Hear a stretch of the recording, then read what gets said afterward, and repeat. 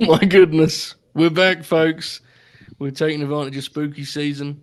Fittingly, too, as I hit that gimmick, I realized we are, to be fair, we are covering one half of the greatest Halloween Havoc match ever, right? So there's enough overlap there to get our spooky season rolling here. Grin Grappler, Eddie Guerrero, hell of a time ahead, but unfortunately I have to start the show with something more controversial. Bob, I've been informed that you tweeted a screenshot of this very StreamYard backstage area on the public app known as X. Uh, what's the motivation to kind of reveal secrets like that, brother? I mean, we've protected this business for years. You're going to come in and throw it away just because of a bit? What's happening? I just, I was, my name was being dragged through the mud. I had to clear my name. Would you say that it was more Alex's allegation you're watching Brian Pillman Jr.? Yes, absolutely. Okay, I was about to say, how was the match? I didn't see it. I don't watch NXT. That makes a lot of you. I always love the pride in Bob's voice when he announced he doesn't watch NXT. Like he's always so like joyful to confirm that. What a treat. Nonetheless, people seem to like be enjoying it a little more now too. But I'm in too deep at this point to go back on it. So it has to be performative. The people that like it has to be. I don't know. Apparently, Sean's going to win Booker of the Year. Nonetheless, we are here for Grin Grappler, Eddie Guerrero. Bob, I'll stick with you. How are you? How are you this evening? And how are you feeling for tonight, mate? I'm doing well. Second show in 3 days. Gotta get back in the feeling there. No, it's good to be back though. It's our 20th episode of this. I was trying to think of all the ones earlier that we've done, and wow. I think I remember most of them. There's a couple that I forgot, had to look up, but yeah, just a fun time to come together every month. And this one in particular, kind of the first time that I remember watching more of these matches live than not. So it was really cool for me to do this one too. A couple of these very much are you in your kind of wheelhouse, right, with the era, especially the last three. So that makes sense. I would like to know in terms of our this is our 20th episode. I updated last night the thumbnails for the old ones. So rather than just the logo, you now have a nice, glamour shot of the grappler with the Grin Grappler gimmick in the corner. And I was looking over it, fellas, and I must say, what an incredible list of grapplers we have covered across this. The range is extraordinary, bro. Hell of a rumble. It's indeed. It's been a hell of a time. The only wrestling podcast that within 20 episodes covered both Antonio Inoki and Mickie James. But nonetheless, the Oracle of Wrestling. How are you this evening? I'm wonderful. I've got the Nuggets and the Lakers on background here. Mm-hmm. Got a pizza in the oven. Living the dream. Yeah, exactly. DiGiorno's, Totina, what are we rocking here? DiGiorno's, brother, always. There you go. Hell yeah. And I'm going to eat the entire thing because I'm crazy like that. Life is fleeting, brother. You got to enjoy it while we're here, man. Yeah, man, it's Tuesday. It's Grin Grappler night, brother. Yeah. Rock and roll. Okay. I love it. Okay. Alex, how are you, mate? Good. Excited to be here as always. I got my, you can't really see it because of my light, but my Halloween themed Coors Light hat, and of course my Dr. Loomis t-shirt on as it is spooky season. So, and also today, the 45th anniversary of my personal favorite film of all time being released, Halloween. So need to celebrate it properly. But yeah, just I look forward to this every month, and tonight is no exception. And boy, hell of a lot of ground we're covering here tonight, man. From Too Cold Scorpio and the new Alhambra Arena all the way to the great one on Monday Night Raw in the main event. There's a lot to discuss here. There certainly is. It's a unique lineup for what I think is fair to say is by far one of our most objective, as one of our most iconic subjects. Yeah, I think it goes without saying. And Eddie is someone who is like frequently celebrated in his career, is frequently looked back upon, and rightly so. He's an all-time legend, and we kind of mentioned that last month, right? Like, adding him to the we like to have a heavy hitter every once in a while. We were going to approach it differently. I think we settled on a lineup that basically each act has a more famous match with something more obscure. I think that was the best balance, Rob, because look, we're going to do Eddie Guerrero once. I think it made sense to do some of the hits, but we uncover a couple of hidden gems in here. One being one of the more obscene television moments in time in professional wrestling history, which we'll get to in Act 2. But nonetheless, that's our lineup. This evening, we'll go match by match, of course, as always. But first, as always, let's kind of track our fandom, our history, dressing fans of Eddie Guerrero. Bob, I'll start with you. As you mentioned, this one is one that's kind of near and dear to your heart and the era that you love. So tell us about your fandom of Eddie Guerrero. Yeah, so kind of it started. He was in WWF SmackDown 2 on PlayStation 1, which I had before I actually like started watching regularly. So, really liked his music, and so I played with him quite a bit, and the Frog Splash and stuff. And then, right when I started watching is basically right when he came back. He came back, I think, shortly after Mania 18. I started watching like February. So, yeah, that's kind of like I was saying earlier. Like, obviously I didn't see the WCW stuff in real time, but I saw pretty much like the entire, I guess it would be second WWE run, the, kind of more successful, more notable one too. So yeah, I mean, it's been, he's been a guy that I followed a lot. Obviously, I thought SmackDown was better than Raw, and he was a big part of that for basically the entire 3 years that he had in that second run. A guy I still play in the video game quite a bit. Actually got one of those like WWE Superstar box things a couple years ago where got like a shirt, and it was pretty cool. Oh my God. Nice. Hold up, right? Stealing Alex's gimmick here. Love Yeah. it, I got that. Got these little fuzzy dice with them. Pretty cool. I never figured out what Hell to do yeah. with them.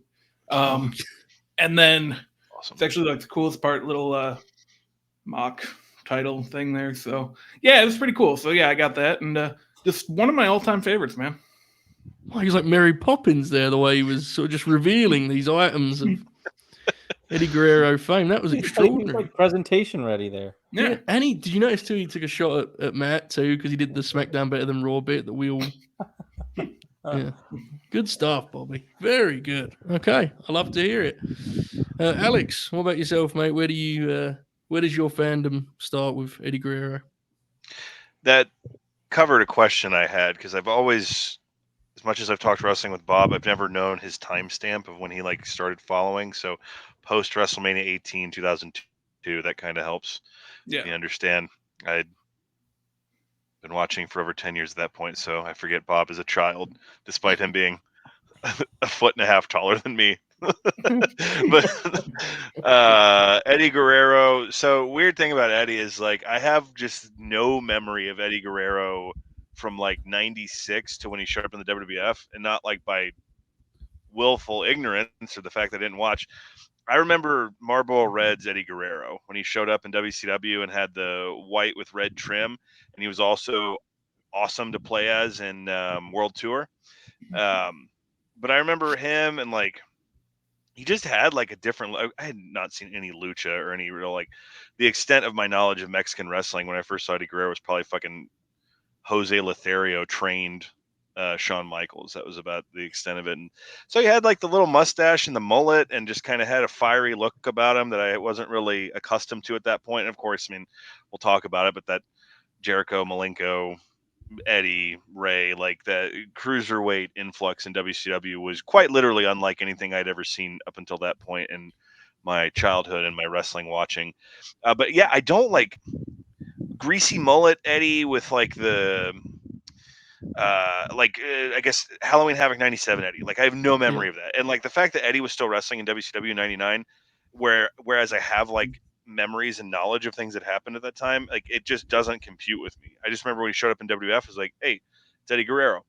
And that whole influx was obviously very pivotal and very cool to see. He got hurt right away too, which was pretty wild. But I just remember really enjoying everything he did. In 2000, as I think I've said on Grin Grappler before, to me is probably the best week-to-week year the WWF has ever had in terms of just overall content and ring quality, and he was a big part of that. I've also mentioned on here before that after I moved to Texas, I watched SmackDown less and less, just like when I was in high school and stuff. And so a lot of my revisiting of Eddie at that time is all new to me. That cage match and our last match that we're going to round out with, I really only had surface level knowledge of that feud, and I'd never seen that match before just because I never really watched SmackDown. I was a Raw guy. Thankfully, we do also cover the Goat Raw opening theme song in this episode, and I have it in my notes, and we'll get to that when the time comes. My But generation, I take a puff.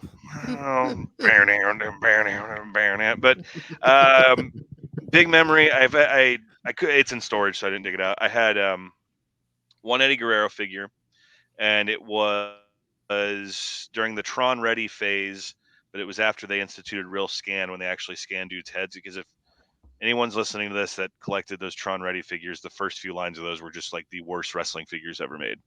And when Eddie came out, he had the real good scan and had like the hair in his face. And the main thing I remember is, like, of all my wrestling figure playing, Eddie was always Intercontinental Champion. Like, he was always defending and always retained the Intercontinental title. Like, I had the purple IC title that Jax made, and Eddie just, sometimes wouldn't need him to take it off in a match. A big thing I like doing is he would do the frog splash while wearing the belt. And that's like, how he would win, because that would be like, extra impact or whatever. And then I do remember how big of a deal it was when he won the title, and we'll talk about that a little bit more. And then, I remember how just kind of shocking and out of nowhere it was when he passed away, because at that point I was in college, not really watching much at all, but I remember how much that fucking shocked me. But he was a guy that my first memory from when I was a kid, when still all I kind of knew was like Hulk Hogan's the best ever, in '95, the first time I saw Eddie. From then on, it's just always good matches. Absolutely. It's an interesting one for me, because I've said before, like, Bob and I are complete opposites in the sense that Bob has a great affinity and connection to the Ruthless Aggression here, which I'm honestly is still very much, a lot of it's a blind spot to me. Like, Oracle will throw out TV matches from like 02 through to 04, 05, and like I'm completely oblivious as to even the SmackDown 6 stuff. Like, I haven't seen much of that stuff. So Eddie's one that I don't have like a particularly deep connection to beyond his WCW work, which I think is fair to say, while inside the ropes, he was always like spectacular. As a character, he found himself on the latter part of his WCW run, right? Because initially, we're going to do the Jericho match in '97 here later, and they're both just like rah baby faces, which is so funny considering the range that they would show, down the line. Honestly, in some cases, right after that. So he's someone that whenever I'm watching a wrestling show and he's on the card, I pop for his entrance, because you're going to get something that's worth watching inside the ropes.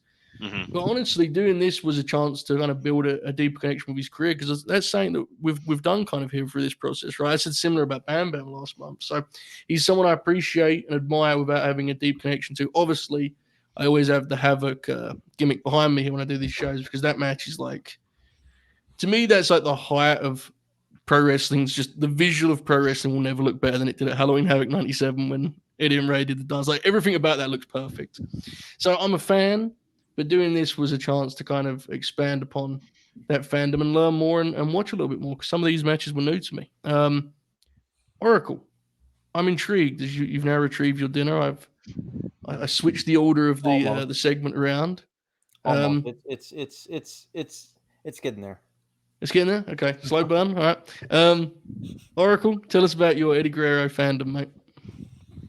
Yeah. My earliest memory of Eddie is probably,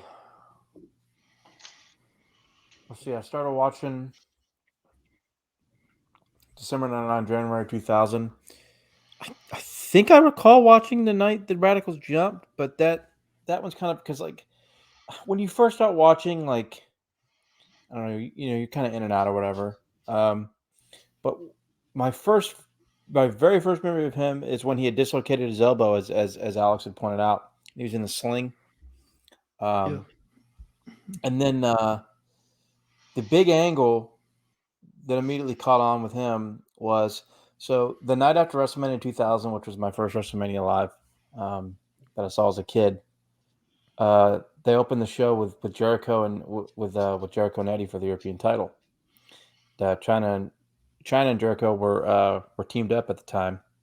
Of course, China turned heel on Jericho, helped Eddie win the European title. And the rule was I had to go to bed at 8:30 that night. So I got to see that angle, and it was this hot crowd. It was after WrestleMania. And I was like, oh, man. Mom's like, you're going to go to bed? And I was like, I went to bed, and let me tell you something. I laid in that bed for maybe 15 minutes, and then I tried to sneak into my because I knew Dad was watching, so I could get it. And I was like, I can't fall asleep, and Mom was all mad and stuff. And it was like TNA versus Road Dogg and X Pac was a tag match that was going on, and I was like, like watch Raw. And basically, long story short, the 8:30 bedtime rule no longer applied quickly after that. Or I guess it was the 9:30. Yeah, it would have been 9:30. Because I was an Eastern time zone kid, so it would have been 9:30 bedtime. Yeah, that no longer applied. It was basically go to bed immediately after Raw. That was the. But yeah, I mean, as a kid, the Eddie China pairing was always funny and entertaining. It's even more funny now, as an adult. I guess I remember getting like one of the Ring of Honor tapes that he was on, in like 02 or 03. So I kind of got a little bit of him outside of WWE. But obviously, his most famous run and most successful is the one that always sticks with me, which is 02 to 05. And being annoyed because I couldn't watch the SmackDown 6 stuff because in Chattanooga at the time, the time slot for SmackDown would change on the regular because we didn't have UPN in Chattanooga. Did in Charleston, but when I moved to Tennessee, we didn't have UPN. So you had to. It would come on like a 6 o'clock on a Saturday. Sometimes like it was like the Fox affiliate or something, or it might have been. It might have even been like the WB affiliate. But like come on like 6 on a Saturday, and then it would like sometimes it would come on like 11:30 on a Saturday. And so until until they merged UPN and WB merged into the CW, we didn't have SmackDown. When it aired, we would get it, but we would get it like at different times on the weekends. Sometimes it would tape it, sometimes we wouldn't know. Your dad wasn't able to clear that up with the governor? Bastards. I think it was that piece of shit Phil Bredesen. Oh, never mind. But yeah, I think Phil Bredesen was the governor at the time. I don't know. But yeah, I mean, so a lot of the stuff was like through DVDs that I would get. And I remember in like Eddie's death is one of those deaths where like even though we weren't getting to see him every week on TV, it was still like you'd see him on pay-per-view and it was like, oh, you get one of these SmackDown workers matches and it's like awesome. And I remember I was at a Chinese restaurant that we love to eat at near the big near one of the bigger malls in Chattanooga. And Dylan called my dad and told him the news. I was in 7th grade. So, yeah, it wasn't really until like the DVD stuff, that started to really get flowing after like DCW DVD and the Brett DVD and stuff, where like you get like the match compilations that I got to see his WCW stuff, and obviously the WCW Smarks Choice pool that I bring up, 75 times a year on this platform. Respect. Yeah.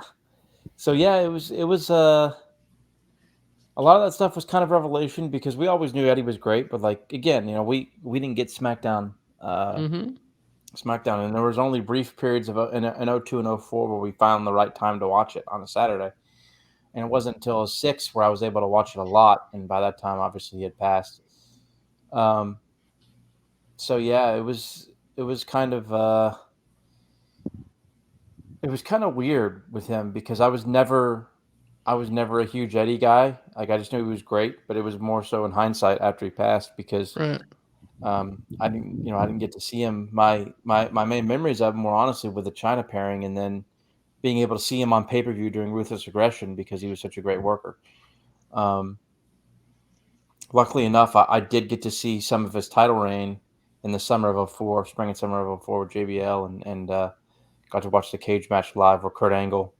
I'm talking about where we got the but yeah, definitely an all-time favorite. In terms of watching all that footage over the time. and becoming such a big fan. Just an incredibly gifted wrestler. Not only like in the ring, he was always good in the ring, but as a character and as a performer, he was light years ahead of every of the other guys that were in his group. For sure, yeah. Like, other than Jericho, and he was much better in the ring than Jericho. Right, he was the most well-rounded, yeah, Mhm. for sure. It's I say this with love because I think it's very well deserved, but I always think it's pretty remarkable how well his legacy is held up too. Like Eddie passed, I think, at 38, and Mhm. obviously he had an extensive career behind him at that point. So it's not like his body of work was limited by that by any means. But I just think it's pretty remarkable that we're now almost 20 years removed from his passing. And he still feels like one of the most beloved wrestlers of all time, one of the most iconic figures in wrestling history. You guys lived through it as fans more, right? Especially you, Alex. You saw, like as you said, you saw more of his career. Um, you kind of get what I'm saying with that. Like, I think it's deserved, but I think it's kind of amazing to just watch that unfold and the way his legacy is held up. What do you reckon? Well, Sasha Banks gave him the rub, so that's why he got over really in the end. But Okay, good call. yeah, this isn't exclusive to wrestling. A tragic passing of someone like that is immediately going to put an air around them of what could have been and underappreciated and whatnot. But yeah, he's the guy like anyone now. Brett sucks. Sean sucks, which Sean does suck. But now, name your legend in wrestling. Right. There's someone who's going to tell you they're bad and here's why they were bad. Eddie Guerrero doesn't really have that. Like, there's not like a person like, or at least a contingent of naysayers against him. And, seems like he was a good dude too. I think that's a big part of it. He was a carny fuck, just like any of them, as the storyline leading into one of our big matches on this indicates. And I think part of that too, it came from a wrestling family, but not one that was riddled with controversy or tragedy. That's also common amongst wrestling families. And which is kind of shocking considering the Guerrero family and just like so many people that were in that family and yeah, and just big the time period it's from that family started. But I think it's an example of someone who like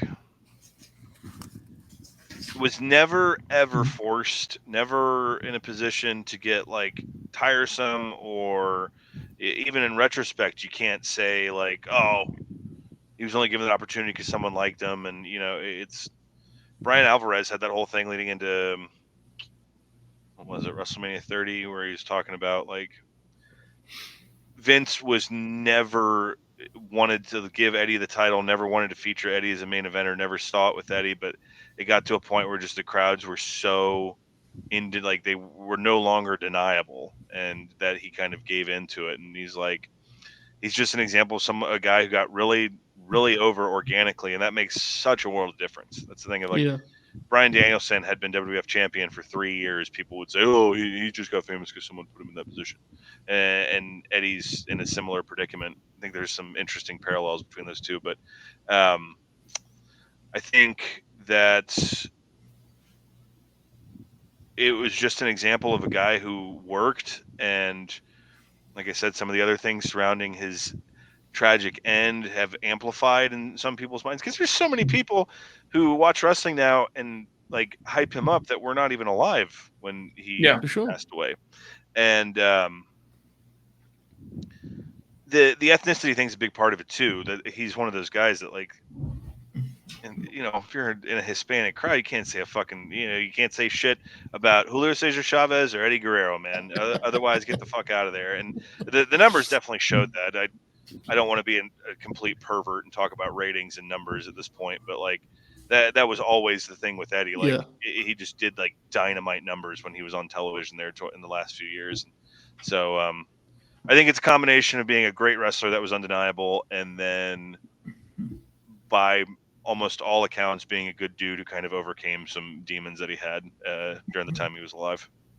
Yeah, I think it's a great point. The kind of idea that he's like one of the few wrestlers that's like sacred, you know? Yeah. Like, hey, debate all these other guys, leave Eddie be. I think that kind of speaks to his reputation.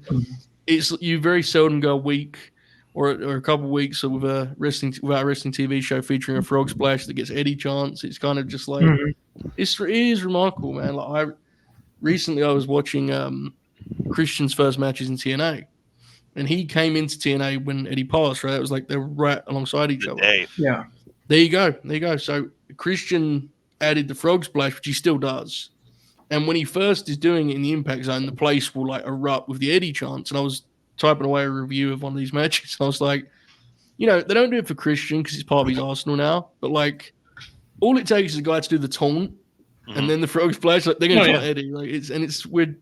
Again, we need 20 years removed from that.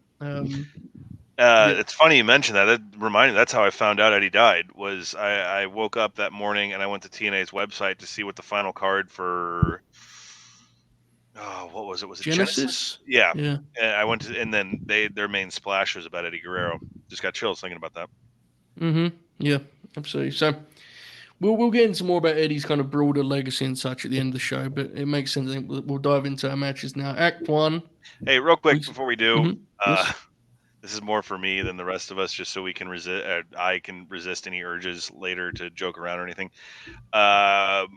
We specifically called this out in our group chat when we put this together. Yes, he had several very good, important matches with Chris Benoit, but there's no point in discussing them. Yeah. And so I don't think those are going to come up either in our plugs or our not plugs, but our recommendations for other matches. We're aware of how many of those matches are out there and how fucking good they are, but really no point in bringing them up.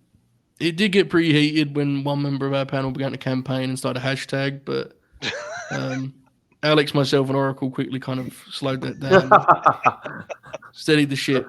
So, Act 1, we head to ECW. Now, it should be noted, and at the end of this act, when we do other matches, Oracle, you may have a couple examples, but it should be noted that Eddie had a very real reputation going into our first act. Like, our first match here, he's already been a thing on the global stage. He's just making his way in the States here. He's August 5th, 1995, WrestlePalooza. A hilarious six-man, an unhinged six-man tag. We have Cactus Jack, Dean Malenko, and Two Cold Scorpio opposite Eddie Guerrero and the Steiner brothers here in ECW. ECW Arena. Eddie started with ECW in April. Had a memorable series with Dean for the television title. He is the TV champ here. At the end of this month, he'll drop it to Too Cold. And I believe him and Malenko, from what I looked up earlier, they took their match directly to WCW Saturday Night. They did 4 days after they wrestled in ECW, which is an amazing thought. The idea of social media reacting to that taping news, spoilers, WCW Saturday Night. Oracle, that was their last match in ECW, right? They did the 2 out of 3 falls that went to a draw. Yeah, and then they had the big standing ovation at the end. Yeah. Mm-hmm. I believe that was August 26th, and August 30th they taped for WCW Saturday Night, I believe. Which is wild, right? Incredible. Yeah, it's crazy. Yeah, they just took their match directly to Bish. God bless. So just to kind of set the stage a little further here, immediately have to go back to the bit that Alex just tried to stop from doing. Chris Benoit was supposed to be in the match. He could not be in the match. Cactus Jack took his place. Raven handles this in a way that I will not repeat or explain. I'm just going to say he does Raven things to explain why he is granting Two Cold Scorpio the tag partner of Cactus Jack. And away we go to the professional wrestling match. Since we're already breaking this, that's another thing. Real quick, tidbit. Another time this happened where Chris Benoit was unable to make a show was Enter Sandman in '95. I only learned about this in research for this episode because that show has an Eddie Guerrero versus Marty Jannetty match in 1995, and it is nowhere available. There's one clip of it that's leaked, and it was supposed to be because Chris Benoit was supposed to wrestle Marty Jannetty on that show, and Eddie had wrestled earlier in the night, so he filled in. So it's only 7 minutes. So I can't imagine it's this Bret Hart, Tom McGee, kind of lost gem or anything. At the same time, y'all can't tell me you don't want to see Eddie Guerrero versus Marty Jannetty in 1995. Sounds insane, especially in that territory. That's wild. Yeah. Okay, I love it. Bobby, this seems like a match that would pop you very much. I presume it did. What did you make of it? Yeah, it was tremendous. I first stumbled upon this a couple years ago, and yeah, I've watched it a couple times since, and obviously including today, and just a blast, man. Like, you know, six guys that I'm not the biggest Malenko fan, but like around this time, he's very good, and yeah, just six guys that rule. And the thing I really liked, I think every possible combination of opponents got in this match, which you know, you don't always see in the 6-man tag, so that's nice. Everyone kind of got to mix it up, and you know, the Steiners get their shit in pretty early, and then the second half is just kind of Eddie doing a whole showcase, and I wasn't really expecting that either, and that was really cool. And yeah, just a great match, man. I don't love the finish after everything, you know, Yeah. the Steiners and Eddie put them through. You know, Malenko just rolls them up for the win, but other than that, just great stuff. Yeah, there's a lot of stylistic overlap with these pairings and dynamics. Cactus Jack is understandably like the odd man out in that sense, but he's fine because he brawls with Rick Steiner for a bit and drops the elbow, and that's enough. You know, he's clearly like you can understand why the match was what it was originally, but nonetheless, this is kind of a party match, Oracle, right? This is like a it's not the structure is kind of whatever. It's just ECW had a lot of party matches, man. Yeah. A whole lot of them. Like, this is not what I would call like structured, Right. you know, structured ingenuity, or or Yeah. it's just, these guys are going in there and doing cool shit. And if you think about the context of the time, it's awesome. Like, I mean, it's 1995, and like, you're not gonna see this shit like on Raw or Nitro. It takes almost 2 years on Nitro before you get the cruiserweights in there. They just do all kinds of Scott Steiner's amazing. This Rick Steiner refuses to sell. It's amazing. And like, he just does his shit the entire time. Eddie does a good face and peril that they kind of go in there for a little bit. Scorpio hits like, drops a dime, which is an insane move. Yes, it is. When they do the triple team moves, it's the best part of the whole match. They do all these triple team moves. Okay, like the double shoulders, the bulldog, whatever. They do it with Malenko. Malenko's on the Steiner's shoulders, and they're supposed to do a top rope, I guess, Frankensteiner from the top of his Scott legs are in though when they should have been out, so he could flip over. Exactly. So when Eddie hits him, he has nowhere to go, so he just like pancakes flat on his face. They fall and they collapse. And the highlight is as Eddie looks down, and Scott just goes, "Yeah!" He just celebrates. They just look at it, and Scott just goes, "Yeah!"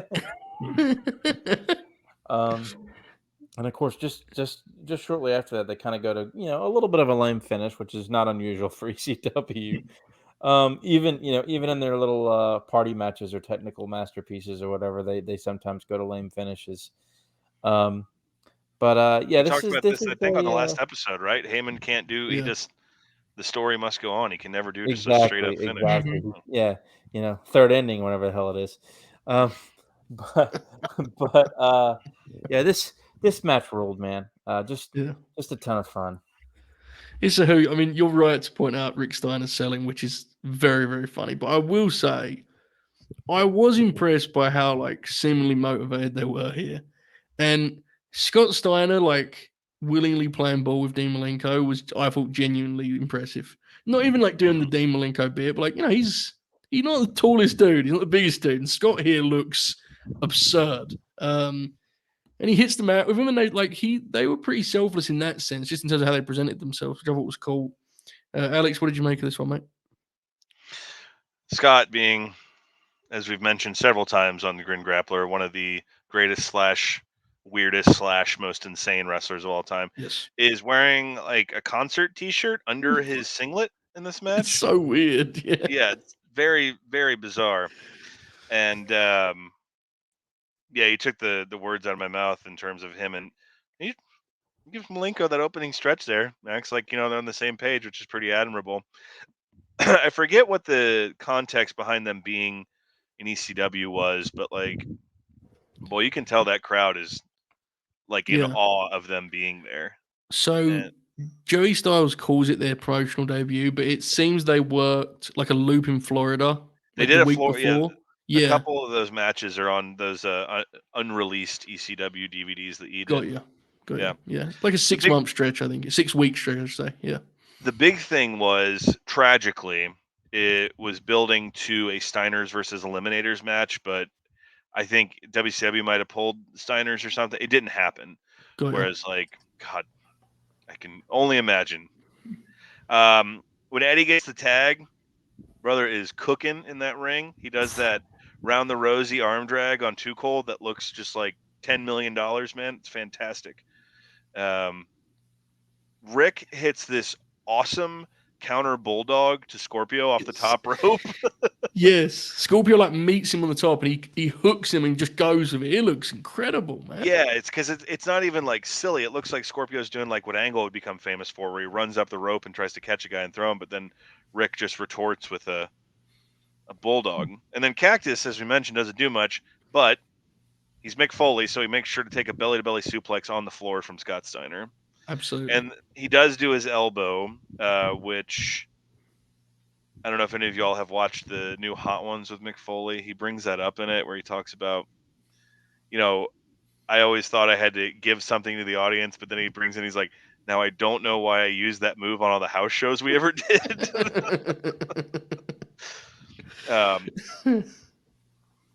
Dean and Eddie get tagged in, and by this point, the audience was kind of familiar with what they could do. So I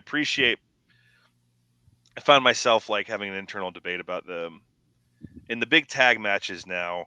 If, let's say, tomorrow night when Bryan and Okada both get tagged in, they'll do the slow getting into the ring, circling each other thing to like the crowd. Like, so when Eddie and Dean did that, I could see a scenario in which they could do that with each other and the crowd like would eat it up, but it's a competitive contest, so they just fucking go at each other. And I kind of like that too, but at the same time, I'm the same guy who was in the upper bowl of the Toyota Center when Bobby Roode and Triple H got tagged in their Survivor Series match, just losing my fucking mind. Like, trade spine busters, do it, you cowards.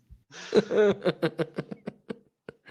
already talked about when Too Cold drops the bomb. That moonsault leg drop for a man of his size is an absolutely ludicrous move to do. There's a really funny part where I think like it's that part where Too Cold and Rick fuck up whatever that victory roll they were going for was, and the crowd starts chanting "You fucked up," but to counter that, Eddie starts barking like to do like the "hoo hoo" the Rick Steiner and get the crowd right back into it. I'm like, what a pro. But yeah, I mean, this is we talked about it. This ain't replacing my favorite match of all time, but on paper, this is insane, and in execution, it is almost equally as just ridiculous and fun of a match. That 95 ECW crowd in those next couple of years, especially in the 97 and 98, you'd see some women and some children there at that ECW arena crowd, but this 95 one, man, and it's not just all white dudes. It's just like, that is the arena of all like demographics and races. That 95 ECW crowd is the demographic that every television show tries to reach. It's literally 18 to 34-year-old men just in there, just being dudes. Yeah, and everyone there knows it's like fake bullshit, but they're still just like losing their shit at these big meatheads throwing each other around. It's a fascinating thing to watch. That moment in time too. I mean, ECW had its run, but like that really specific right before they like really caught on around the country, that 95 window of just the dudes being dudes at the ECW arena. It's fun to go back and watch. It's a surreal like mix of ingredients, this for sure. It's in terms of the physicality and the way the matches worked, it feels like something that's been transported from like a New Japan ring to the ECW arena, and the crowd couldn't be happier for that. In terms of Eddie specifically, Oracle, you mentioned that little kind of portion in the middle where he's babyface and Peril to set up the Steiner's hot tag. How great is it the way he makes Malenko like actually earn that, and actually Dean actually cut the ring off? How often we see guys now just lay flat and just let it happen? It's like, brother, fight, like they should feel alive. It should feel like things are moving constantly. So, I love that. And Dean was almost caught off guard, but I had to stop him from making the tag, which was awesome. So it's a tremendous match. If anyone hasn't seen this is like, and even if ECW is not like your vibe generally, maybe the production or the kind of general tone, this is beyond that, right? Like once the bell rings, this is just a hoot, regardless of what your fandom is. So Strongly recommend it. 6-man tag. WrestlePalooza 95. Okay. I think on the network it's on like a TV episode, right? Yeah, I found the Daily Motion one. I think there's a cut version of it on one of the August 95 hardcore TVs. Yeah, that would make sense. Okay. So, as we said, the end of this month, Eddie lands in World Championship Wrestling, and he, for the first 18 months of that run, is pretty much a white meat babyface. Recently, our friend Tape Machines went back and was watching that Monday Night Wars stuff, and he was having a lot of fun with just the memory of how kind of lame Eddie is in that time and how rah he is, which he absolutely is, and it's funny considering where he ends up in terms of his character. But we get a glance there here, even with Eddie as the US champ. February 24th, 1997, the night before Eddie defended the belt against Chris Jericho at Super Brawl. And here they are as a babyface tag team, wrestling the Faces of Fear, which, brother, I love the Faces of Fear. And I've probably seen this match at some point, but I don't remember it. And I when Oracle called out, I was like, that sounds fun. I was not ready for the amount of content they would pack into their 7-minute runtime here. This is like our focus is Eddie, but the next couple matches we're going to actually get a look at how selfless he was and how much he made everyone else look better. Because this match feels like a highlight reel for Meng and Bob. It's every minute they're doing something nuts. It's an absolute hoot. Nitro is best. Alex, what did you make of this Faces of Fear tag here? Yeah, I obviously texted our group chat earlier. I was like, Oracle, great pick, because we can always rely on Devin for an off-the-cuff WCW match. But I have mentioned here before, it's not me joking around because I think he sucks now. Lionheart, Chris Jericho, that was my first wrestler that was like my boy that wasn't Hulk Hogan, who wasn't a world champion. Remember when he came out to the baseball tonight and think me spin? Yeah. And then Eddie, this is the Eddie I was talking about. This is Marlboro Reds Eddie coming out there with the red trim and everything. And yeah, they're very come on, baby. But they both have a great look. Like they look like fucking pro wrestlers, and I know that's a thing people have a lot of problems about. But they look like dudes, but they're all like there's some flash to them. Everyone in this match looks like a pro wrestler because next coming out we have fucking Barbarian and Haku, and then Jimmy Hart's in the middle of them with an airbrush jacket of their faces on it. And talk about giving and selflessness. What I texted. It's just from 1997 where all these big dudes were still trying to hold on, and Barb and Ming give these guys a good amount of showcase in this. Now, one of the things that this reminded me of was I remember when I would flip between channels when I was a wee lad between TNT and USA. If Barbarian had a match on, I would always leave it on Nitro because it meant I might see that overhead belly to belly off the top rope, which in 2023, I can confirm is still one of the craziest regular moves someone had in their arsenal. And he hits it on Jericho, right? Because he throws them both together post in this match. He's throwing 50 yards, as Barry Zbyszko says. That's right, because it's Eddie that takes the flapjack where he goes 10 feet in the air and crashes out. Yeah, fantastic. And big lads just being big lads. There's two sequences I really enjoyed. One, I believe it's Eddie hits the ropes and Barbarian knees him in the back, and that tried and true bad guy tag team spot. And it's like Eddie, it might be Jericho, but he tries to turn to react to it, but then Ming hooks him up from behind and gives him a backdrop driver. It's so smooth. It's just very seamless. And there's that towards the end, Jericho and Ming have a really good back and forth. There's this awesome sequence where Jericho gives him his enziguri, and on the cell, Ming hits the ropes and then tries to come back off with an elbow, and Jericho moves, and that's how he gets the tag to Eddie. And Jericho goes. The closing is Jericho goes for the lion salt, and one of them pulls the rope down, and then we can't escape fucking Stinko Malenko. He comes back out here and throws Eddie off the ropes, and that's what leads to the finish. But it's a good time. It's just it's classic WCW because the whole time they're talking about Roddy Piper and Hulk Hogan, but like, and what's happening in front of you is it's a lot of fun. This is a classic Devin pick, and I'm a better man for having watched it earlier today. Yeah, this is like, I was watching this just like, the Oracle of Wrestling is this is shoot, brother. Look at this match. If that thing happened on Dynamite tomorrow, Dave would go like 4.5. I think, like, just like, you know, like, just. I mean, I'm being silly, but like, honestly, this thing is nuts how much they do here. Oracle, I'm sure this held up for you based on what you recalled it being, right? Oh yeah, this was a popular one amongst the message boards. It's it's basically just those four guys doing their thing, and like Eddie and Jericho giving them a ton, and Barbarian and Ming giving Eddie and Jericho a ton, like with the double team stuff early, and then of course like the finishing stretch is really, really good too, because they know they're strapped for time, but they still hit all this stuff and still set everything up so well. It's good shit, man. The two spots that always stand out, obviously, as Alex mentioned before, are the Eddie taking the flapjack where he goes like, gets insane height, and then of course Jericho getting the belly to belly, and Larry Zbyszko going, he went 50 yards. Larry's having a blast with odor. this.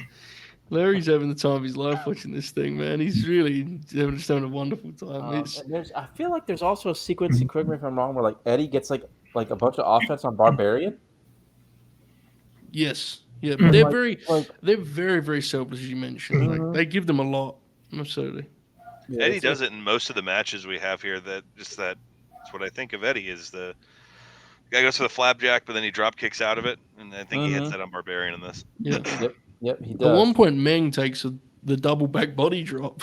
Goes so flying through the air. Yeah. That was incredible. And another thing worth noting in this period is this is when Eddie gets a slow heel turn, because he had feuded with Six, and Six took his belt, and then they had that, and then he and Malenko run a thing now, where they're costing each other, because he was trying to help Malenko, because Six, started to, mess with Malenko, and Eddie was trying to help him.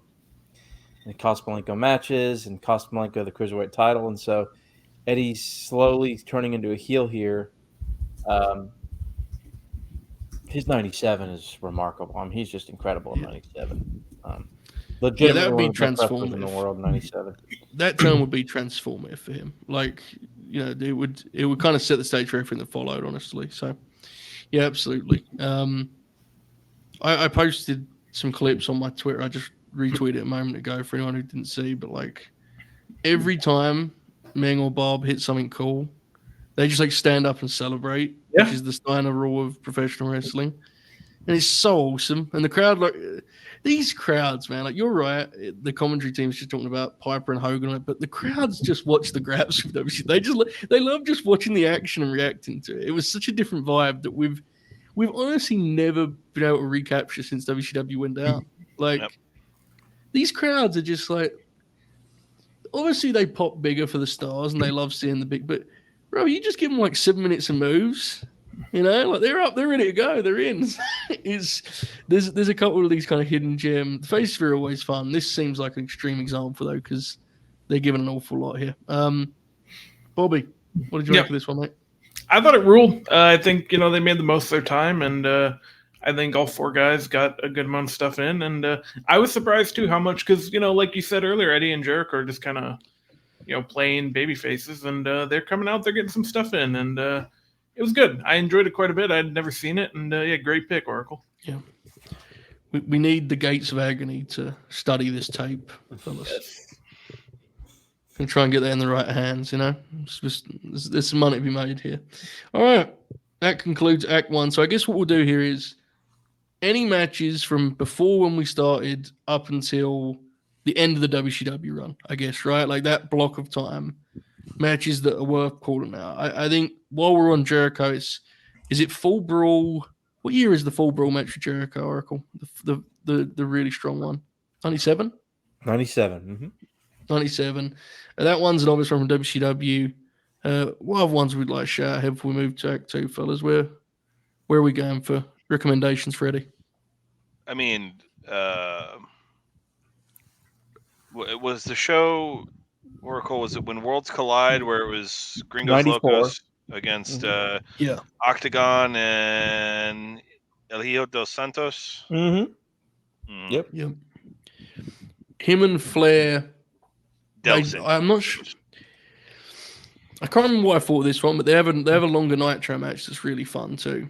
When in 96 range. The Otani match from Starcade, right, is a cool deal. What we mentioned already, the 2 out of 3 falls with Malenko in ECW is a lot of Yep. fun. His first match in ECW was against Too Cold, and he was actually wearing the Gringos Locos gear for it. He came out with like the red, white, and blue gear that they wore. And speaking of which, I don't know who they wrestled, but I do know that AAA ran a show in California, and Gringos Locos. This was after all the controversy and everything. Gringos Locos were in the main event, and the guest manager for the evening was Tanya Harding. Oh my God! Hell yeah! I've seen a clip of her walking them out to the ring and trying to basically do things they told her to do in terms of being like a pro wrestling manager. Very Eva Marie-esque of like, what am I doing? Bob said, hell yeah. God bless, right? Yep. And I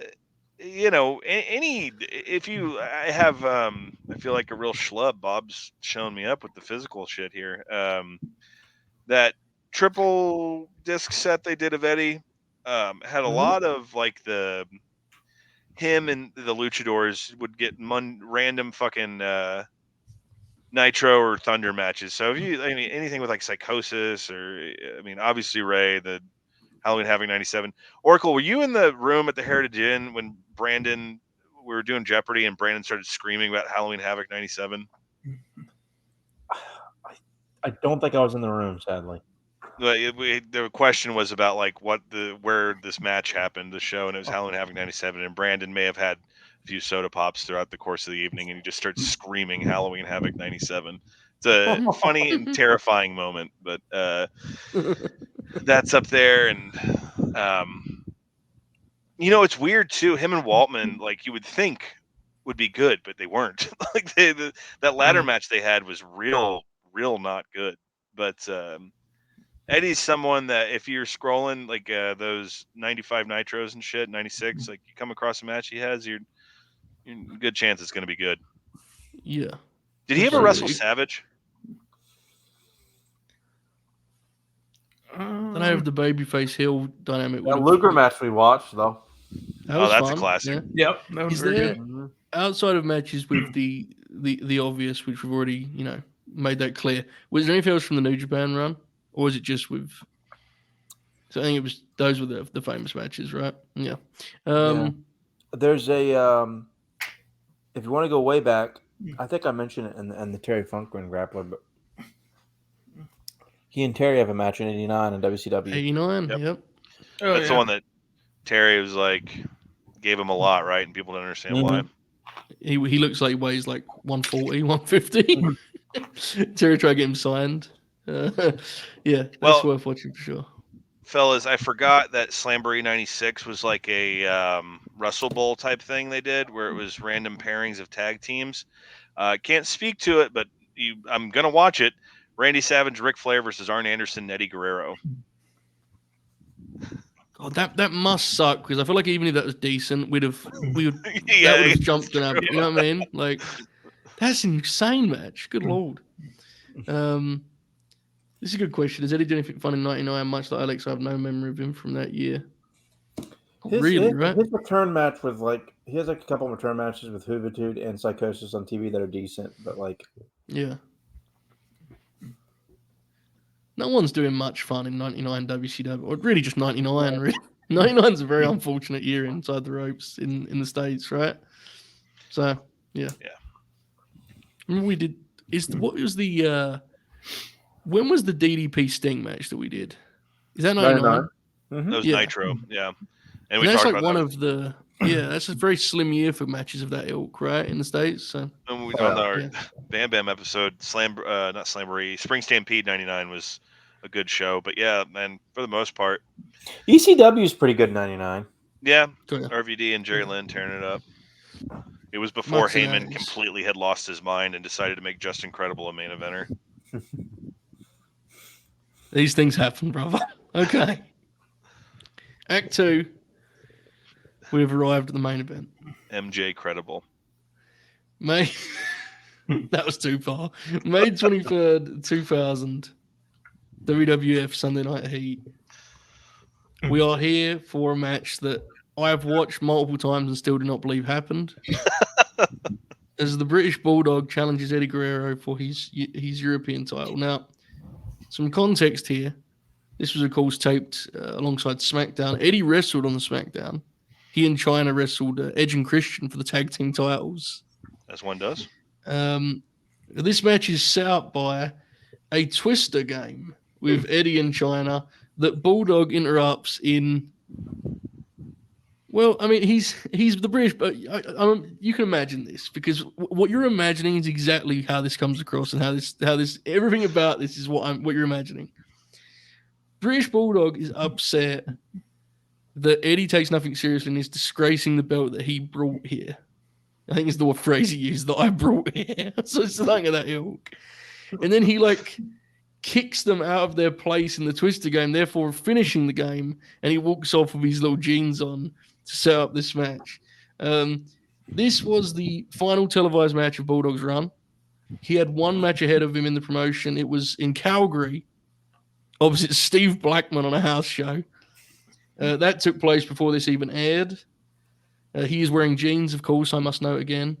And Kevin Kelly absolutely eviscerates him without any intention of doing so, as he claims, and I quote, "He is more focused and driven than at any time in his World Wrestling Federation career," which is one of the nastiest things he has ever said.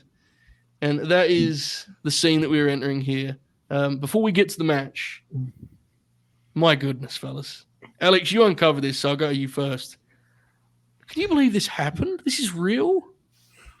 Well, that was the thing. So, I wanted to find something deep and uncovered for this episode. And like I said, I was looking through some Nitros and ECW matches, and most of those are at least to some level known. And then, sadly, because there's only 98 and 99 of Sunday Night Heat available, on the WWE Network or on Peacock. Which is a fucking bummer.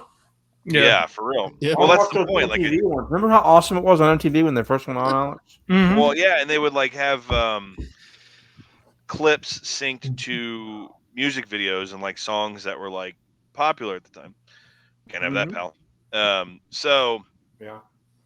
YouTube though is a treasure trove for Heat matches, and I was just like Eddie Guerrero Sunday Night Heat, and I saw Eddie Guerrero British Bulldog May 2000. I was like, what? Because my last memory of Bulldog in the Fed is he was in the Rumble that year.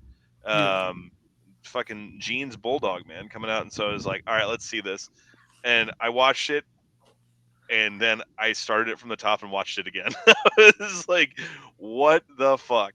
And also, it led me to going down this rabbit hole of Bulldog's 99 to 2000 E run, in which I think, if I remember correctly, he only got pinned twice. Once was by The Rock, and I can't remember who the other one was by, but every other loss was like a DQ or, someone else. It was a tag match of some sort.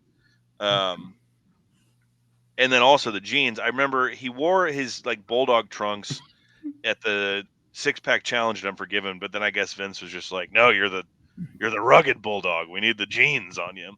Yeah. So the main thing was I wanted to find something also that brought us the Eddie China run, because God, I love it.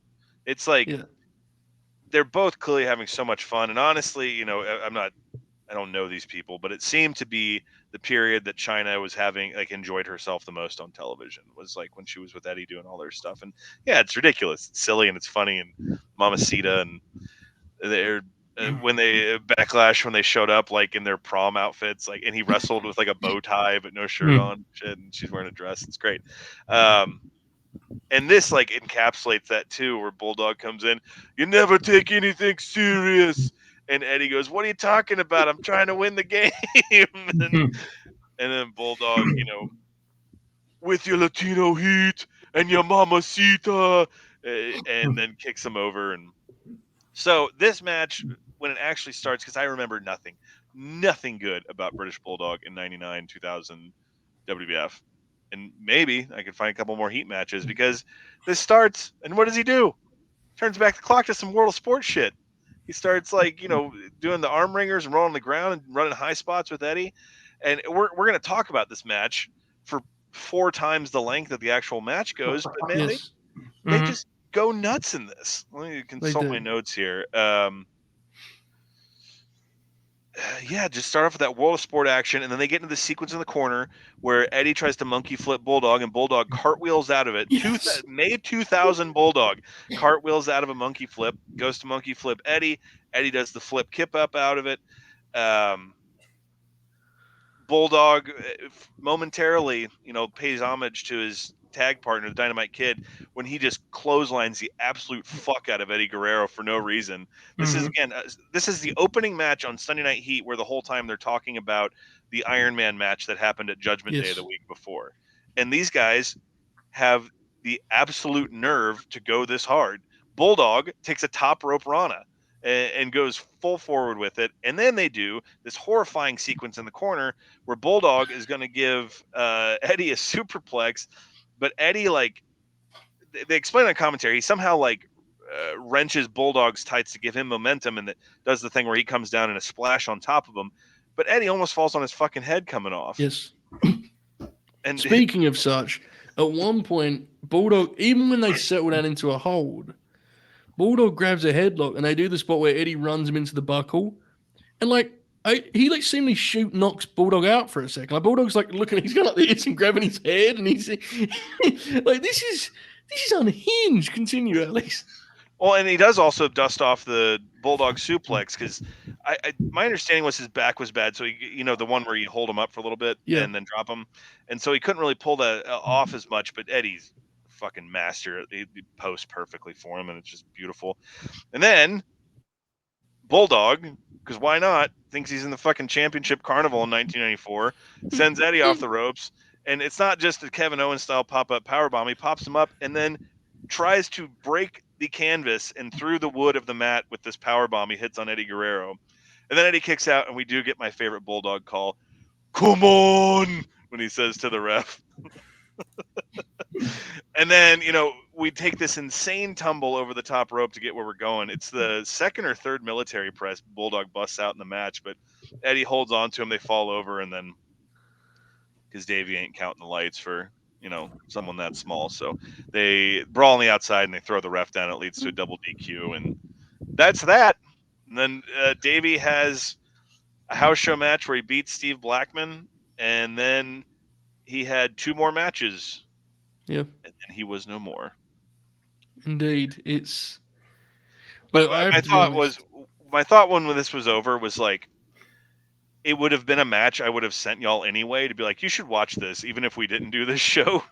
And so I just thought this would be, and it's easily the match on this that, the least amount of people have seen. So I thought it would be important to draw attention to, because one, it's really fun to see this happen when I didn't know Bulldog was in the WWF anymore, and see him wind back the clock. But also Eddie, just there is something about this that he's been gone for 20 years. I didn't know him. I don't know him. I don't know his family or anything, but you can tell there's something in his mind about I'm going to work fucking Davey Boy Smith here, so I'm going to get all I can out of this. And there seems to be some of that on Davey's side too, of I know how good this guy is. And that's kind of part of what we're going to get to in our next match here. But there's some real, there's something very minimally special about this, because it's not a match that was meant to mean anything, but these guys treated it like it meant something.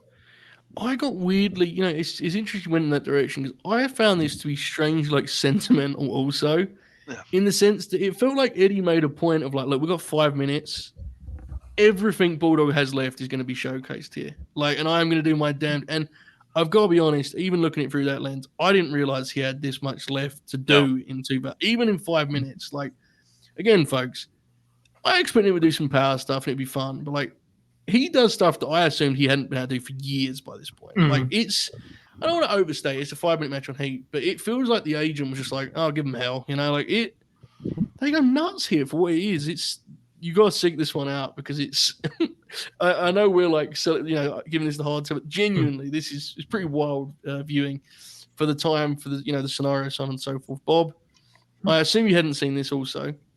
What did you make of it? Yeah, you guys nailed it. Like, they only got 5 minutes or whatever, but they just went out there guns blazing the whole time, and it ruled, man. Like, because I haven't seen a lot of Bulldog in that run.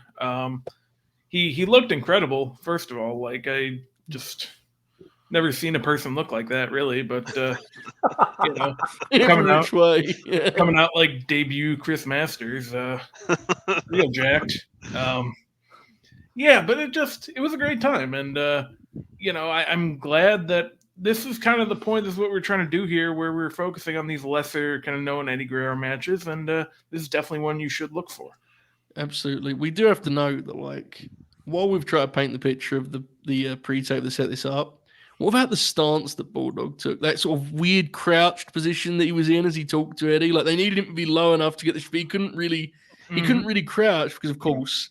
So he's kind of in this. He looks in agony, quite frankly, as he's delivering his line. It somehow Eddie said he like ignores him. He goes, "All right, right foot red," and Bulldog goes, "Right foot red, my ass," and then pushes him over.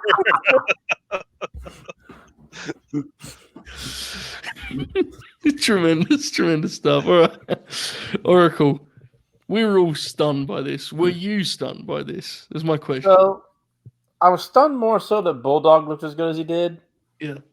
Like, the idea that there's, like, a good 5-minute Heat match that he grew out in 2000 doesn't blow me away. But it's Bulldog coming out here, as Alex pointed out, and, like, going back in time and, like, busting out this shit and, like... But, honestly, like... One thing that this kind of reminded me of is in 2000, it was like they perfected it and then they didn't after that, like shortly after it. What I mean by that is they would do these backstage segments and these goofy shit, Attitude Era peak stuff, and like all that stuff hit so well. Yeah. Like this segment, it's funny for various reasons, but like it's good. Great. Like it's a really funny segment. Like with China and Eddie are playing Twister, and like there goes fucking Bulldog, like like hunched over in pain as his disc, or like like, wearing the WWF Attitude shirt with the sleeves cut off. Like it fucking rules. Like it's so awesome. They would do these awesome on location stuff, and like 2000. And I'm interested how you feel about this, Alex, because they would hit these segments perfectly. Like they were so good, like up and down the card. It wasn't just like main event, or like the whole card was over, and like all these on location segments or like backstage skits, they worked so well. And a lot of times they would have a purpose. This one had a purpose. It set up a match. They would do that a lot in 2000, 2000, and then they stopped doing it after a while, and now they're just like, it's like, what was his name? I'm looking up right. Chris Kresge, I think, was the guy's name, who was the head writer in WWF in 2000, and he was a guy that had a very short window there. He was basically the bridge between Russo, if I'm understanding history correctly. Yes, I think he was the guy who bridged between Russo and Brian Gewirtz. Yeah, and 2000 was like his year that, and it's a weird thing because like 2000, they're obviously coming off their hottest period ever, and then they also just got this massive influx of talent that's going to be very beneficial to their show. But if you watch the week-to-week programming, that like 99 is a fucking train wreck. They literally, Yeah. and they probably, this was pitched at one time, Vince could have taken a shit in the ring and people would have been like, rah, and it would have drawn like a 9.5. But like, so in 2000, that chaoticness isn't there, and like the show week to week is extremely like comprehensive. And you're right, and it was down to like even just the base level shows. It's and He was honestly like if you're someone who enjoys like 1 hour like a fun 45 minutes, 50 minutes, 2000 Heat is awesome. Yeah, like, It's to your point about the skits, Oracle. It's the natural comparison. So I'm just using it because I saw it today. I was with Alex about it before we went live. Last night on Raw, they used a similar play where they had two characters interact to set up a match for that night, which was Tozawa and Jonah, right? mhm.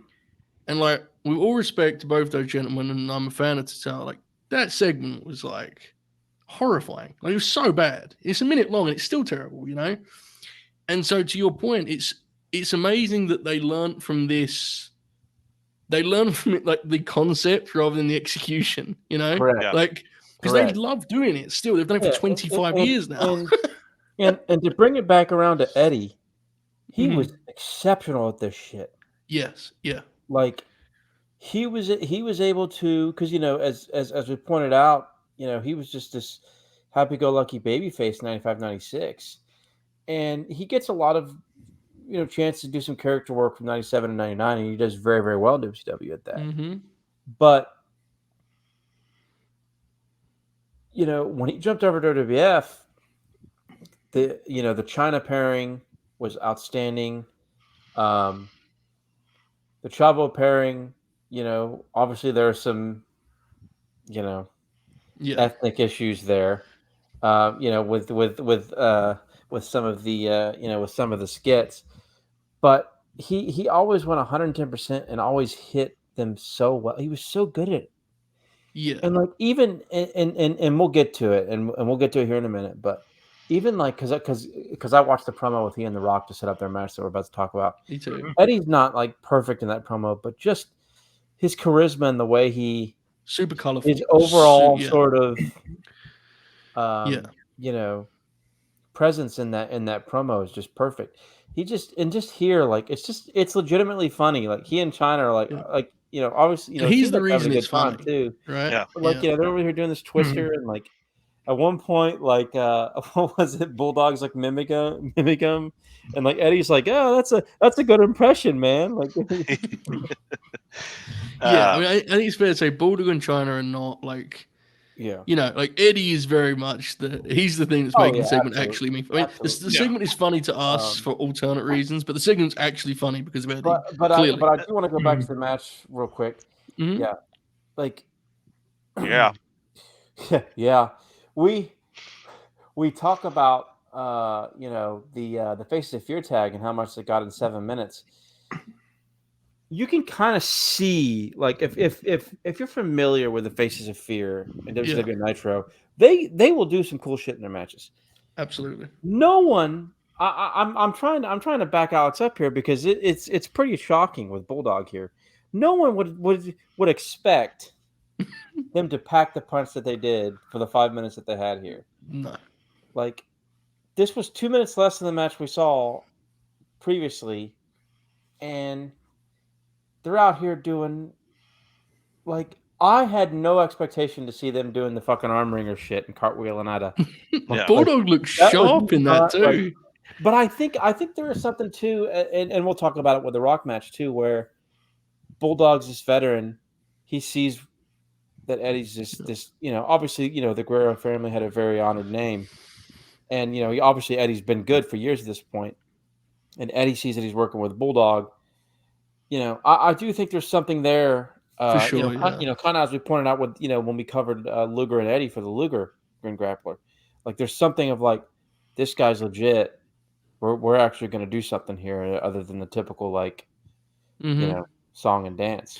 Yeah, I think it's a mix of things. It's like, firstly, just if you just watch one of these matches, you can see how good he is, right?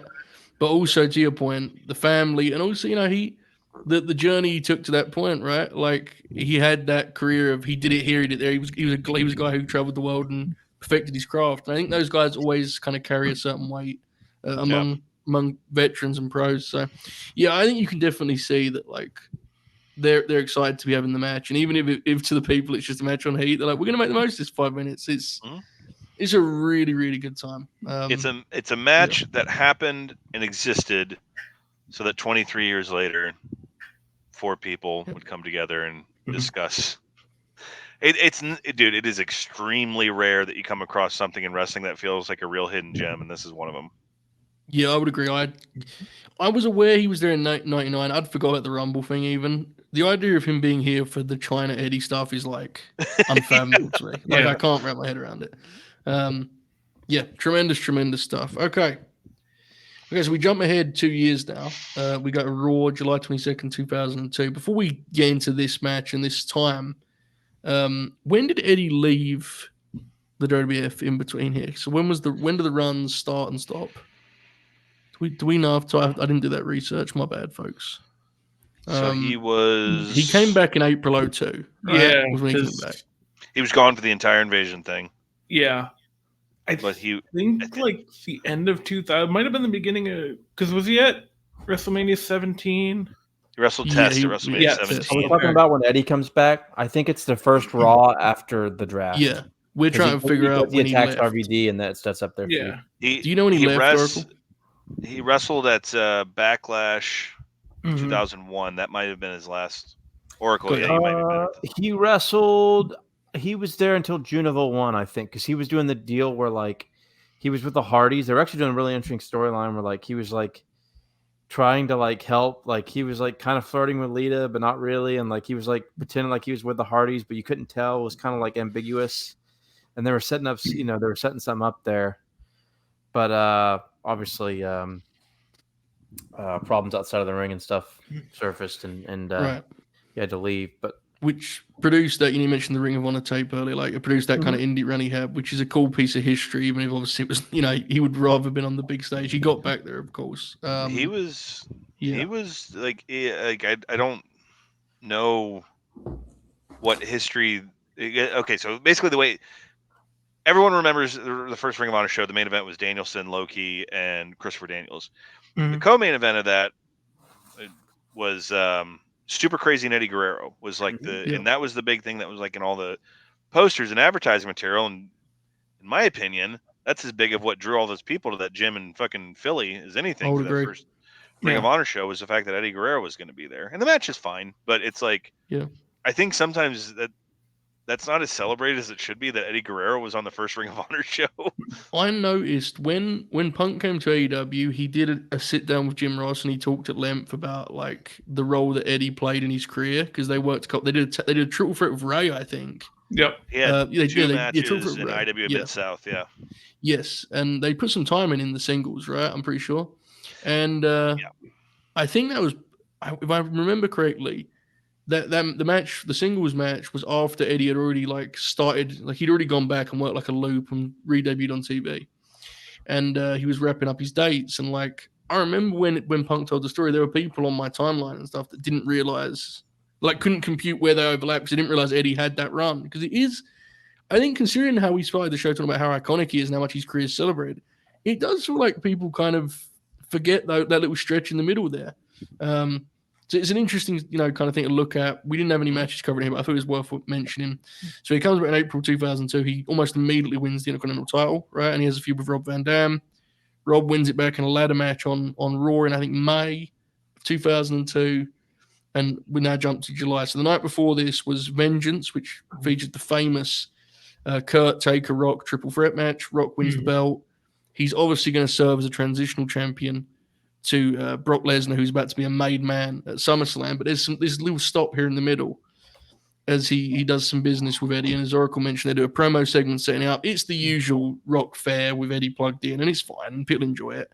But it's noticeable once they get to the match. Game face is on for Dwayne, and you can tell there's a lot of respect there, and he wants to make the most of this chance to wrestle Eddie. So while I think this match is like slightly romanticized because of that spot, it is a cool moment in time, nonetheless. Bob, what did you make of Rock and Eddie here from O2? Yeah, again, like this is what I was talking about earlier. Like I specifically remember watching this. It was in my basement. Eric Bischoff's first full Raw as general manager, which ends up with a hilarious ending to the show, which we get a little bit after this match. Yeah, just I remember the promo, and it just you couldn't tell at the time, but like with the benefit of hindsight, obviously, like that segment, that match, kind of are what propelled him to like the start of being like top guy. Because then he'll go do the SmackDown 6 and kind of be the leader there, and it just so this is kind of where it all starts for him. Like you had the Van Dam match on Raw, the ladder match, and that was good. But yeah, this is kind of what really jump started him, and in the actual match, Rock gives him a lot. He does the awesome, obviously, rock bottom counter. Just it's a great match. And again, an example like we've talked about where they get less than 10 minutes. They make the most of it. And that's really what it's all about. Yeah, I think they clock in at like 8 minutes. Yeah. And Rock gives him like 4 cut-offs. Honestly, I think in some ways to the detriment of the overall match, Rock gives him so much because he's not trying to have the best match possible. They only have 8 minutes. He's just trying to make the most of Eddie's opportunity here, right? And try and give him the most spotlight possible. They do like some classical wrestling early, and it's like good for a bit. And then like the further they trend in that direction, the more you see why Rock didn't do a lot of that stuff. It's just not his bag, right? Like, it's just not. He's fine at it, but eventually he settles into a hold and gets the people coming up with the. So it's a fun watch. Just watch them try and come up with like a stylistic overlap for this pairing. Oracle, what did you make of pretty famous Raw main event here? What did you think of it? So I have an extremely vivid memory of watching this. We watched Vengeance 2002 in my parents' bedroom the night before we traveled down to South Carolina for a family and friends beach vacation. So I saw this Raw at a beach house the next night. Oh, I remember watching the promo and everything, and just like, I remember it very, very well. This match is a total blast. Nothing special. But it's just a really cool thing to see. This was Rock kind of when he came back after the Austin ordeal or whatever and did this, you could tell when he was in the ring with these guys, he really wanted to like have some meat to it. Rock was in great shape at the time, and he was an awfully good worker this period, in my opinion. For sure, And just his timing and his selling, and obviously he was always charismatic. God, God, I sound like I'm from the South for sure now. He was always charismatic, but this was just a lot of it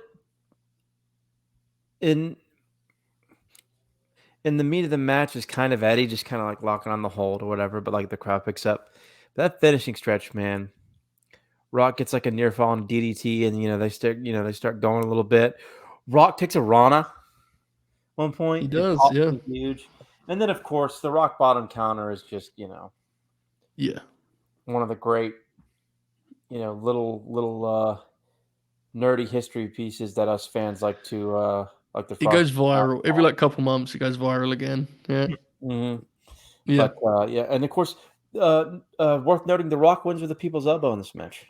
He does. The rock bottom. He wins with the people's elbow here. He does. And then of course they have the cool Rock Brock deal at the end of the post match, and I'd be remiss if I didn't mention Eric Bischoff at the end, who was just incredible. And let me just say this, and I'll say it once: I would allow Stephanie McMahon, 2002 Stephanie McMahon, to kick me in the nuts. So, but yeah, brother, as someone who I got tagged in a picture of what Shotzi was wearing on NXT tonight. I hate that's my brand that someone tags me in it, but I'm this. You don't hate it. You don't hate it. Don't lie. Kayfabe, brother. Kayfabe the ribs. Tremendous. Alex, what did you make of this one, mate?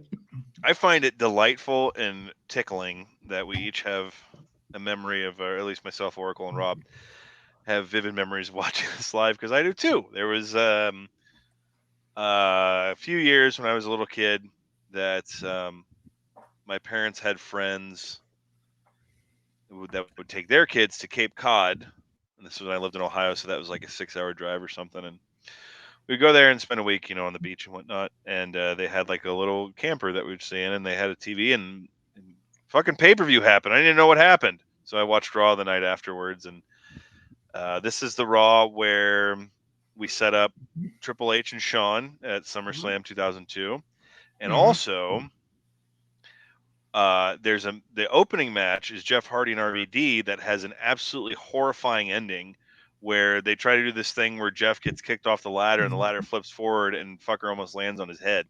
It's and I mean that genuinely, and if I'm saying it's a horrifying Jeff Hardy spot, then like how intense that is.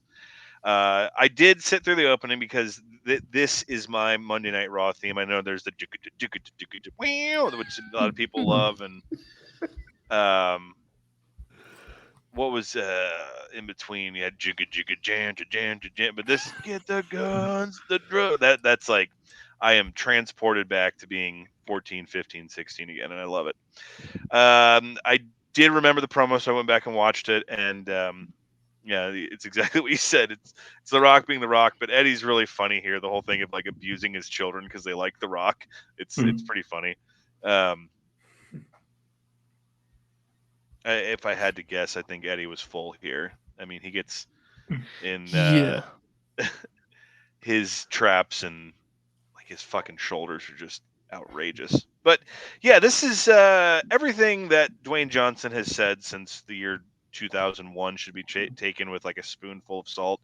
But the story is that he asked for this and he wanted to wrestle Eddie, and it's not hard to believe that, considering on this run the only people he wrestled were Kurt Angle, The Undertaker, Brock Lesnar, and Eddie Guerrero, right? Did he wrestle anyone else besides that?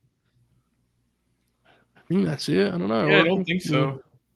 So it'd be easy to, and of course he would have had the power to say, "Hey, I want to wrestle this guy." Figure out how to make it happen. Yeah. Watching the match, I really honestly believe is true. That was my next point. It's obvious immediately when Rock's trying to do, and he does. It's really crisp there in the opening. Like you said, he eventually gets to a point. He's like, "All right," but they're doing some really good cutoffs and some arm wringer like reversals and shit, and it's one of those like. I do understand why it's over celebrated. I agree with y'all that it's not as great as some people think it is, but I understand why it's as celebrated as, because you have these two beloved wrestlers, and it's also one of those like a cliche example of you watch it like, man, imagine if they had like a pay-per-view main event. What could have been, yeah. Absolutely. And as we mentioned, one of the most jiffable spots of all time when he reverses the rock bottom into that like roll-up combination. There is also some like, God, in my old curmudgeon-y stage of being a pro wrestling fan, there's something I love so much about when they're setting up the same shit you've seen 1,000 times, but someone figures out how to put their own spin on it. Rock's doing his boom, boom, boom, and he goes to do that last one where he spits in his hand to hit him. And Eddie does this thing where he kind of stumbles in a circle and comes back around to the Rock instead of just standing there like, whoa. And it just like, it looks so good. And I love the ending too of like, I love people going out defiantly. And the finish of this is Eddie knows his goose is cooked, and he just looks at the Rock. He's like, ah, and then just runs at him. So he like goes out, semi-defiantly. But, it's a famous Monday Night Raw match, and it's rightfully so. It's fucking Eddie Guerrero and The Rock and their one-time only meeting. And it's not the best match you've ever seen, but there's definitely some. Of all the matches we've talked about and are about to talk about, it's the one that I think is the stamp of what his peers thought of him, in the way like The Rock came back in kind of a position where he needed to bail out the company, not literally, but you know what I mean? Like he basically came back as the whole thing with Austin. And along the way of doing this and basically going to the spot where he was going to launch the next megastar they thought they had, he made this layover because he wanted to wrestle this guy that he thought was as good as anybody that was there. And I think it's if you want to look at Eddie's legacy, this is one of those stamp of approval matches. Yeah, and it's also a kind of role reversal because often these matches are Eddie making the most of other people's skill sets, where here it's very clear that Rock is steering the ship and trying to do that for Yeah. him. So it's pretty cool. Jim Ross loves this match too. You can tell Jim Ross is having so much fun with this one. Oh yeah, which is neat. What impact? Before we move on, I would like to showcase this because we've all referenced it. I've been clicking furiously trying to get this, and I'm just going to share my tweet here. Everyone, enjoy. Yeah, what is this? This is a close to Monday Night Raw, the episode we covered here. Here we go.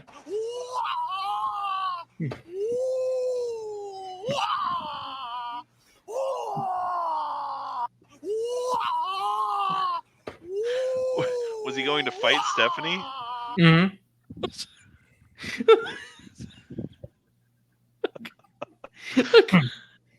So to Oracle's bit earlier, he like challenges Stephanie and says like, why don't you go and hit me in the balls? And then he starts doing that, and the payoff to the bit is that Brock walks into the scene and it's a setup, and there's a whole other, but none of that stuff's important, and that's why I just cropped it to just Eric because like, what a performance that is, How is that not the most viral clip in wrestling history? Like that's extraordinary. All right, there you go. Was that when the story was that he or she had signed Brock to be like a SmackDown exclusive?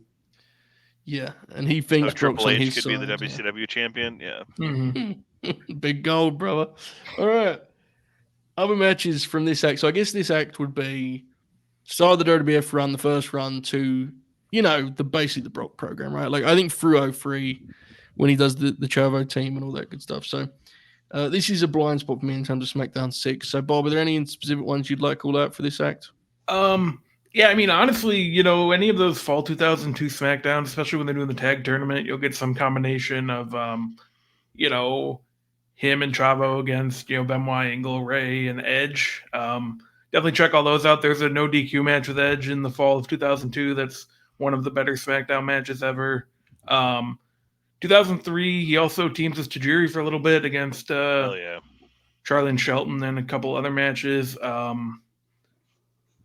Let's see, what else in 2003? The parking lot brawl with Cena is very good. But yeah, I mean, that was really the thing. Like, you can go to any SmackDown and kind of based on what we've outlined so far with, the 3 TV matches that we've done, like he is given 100% every time.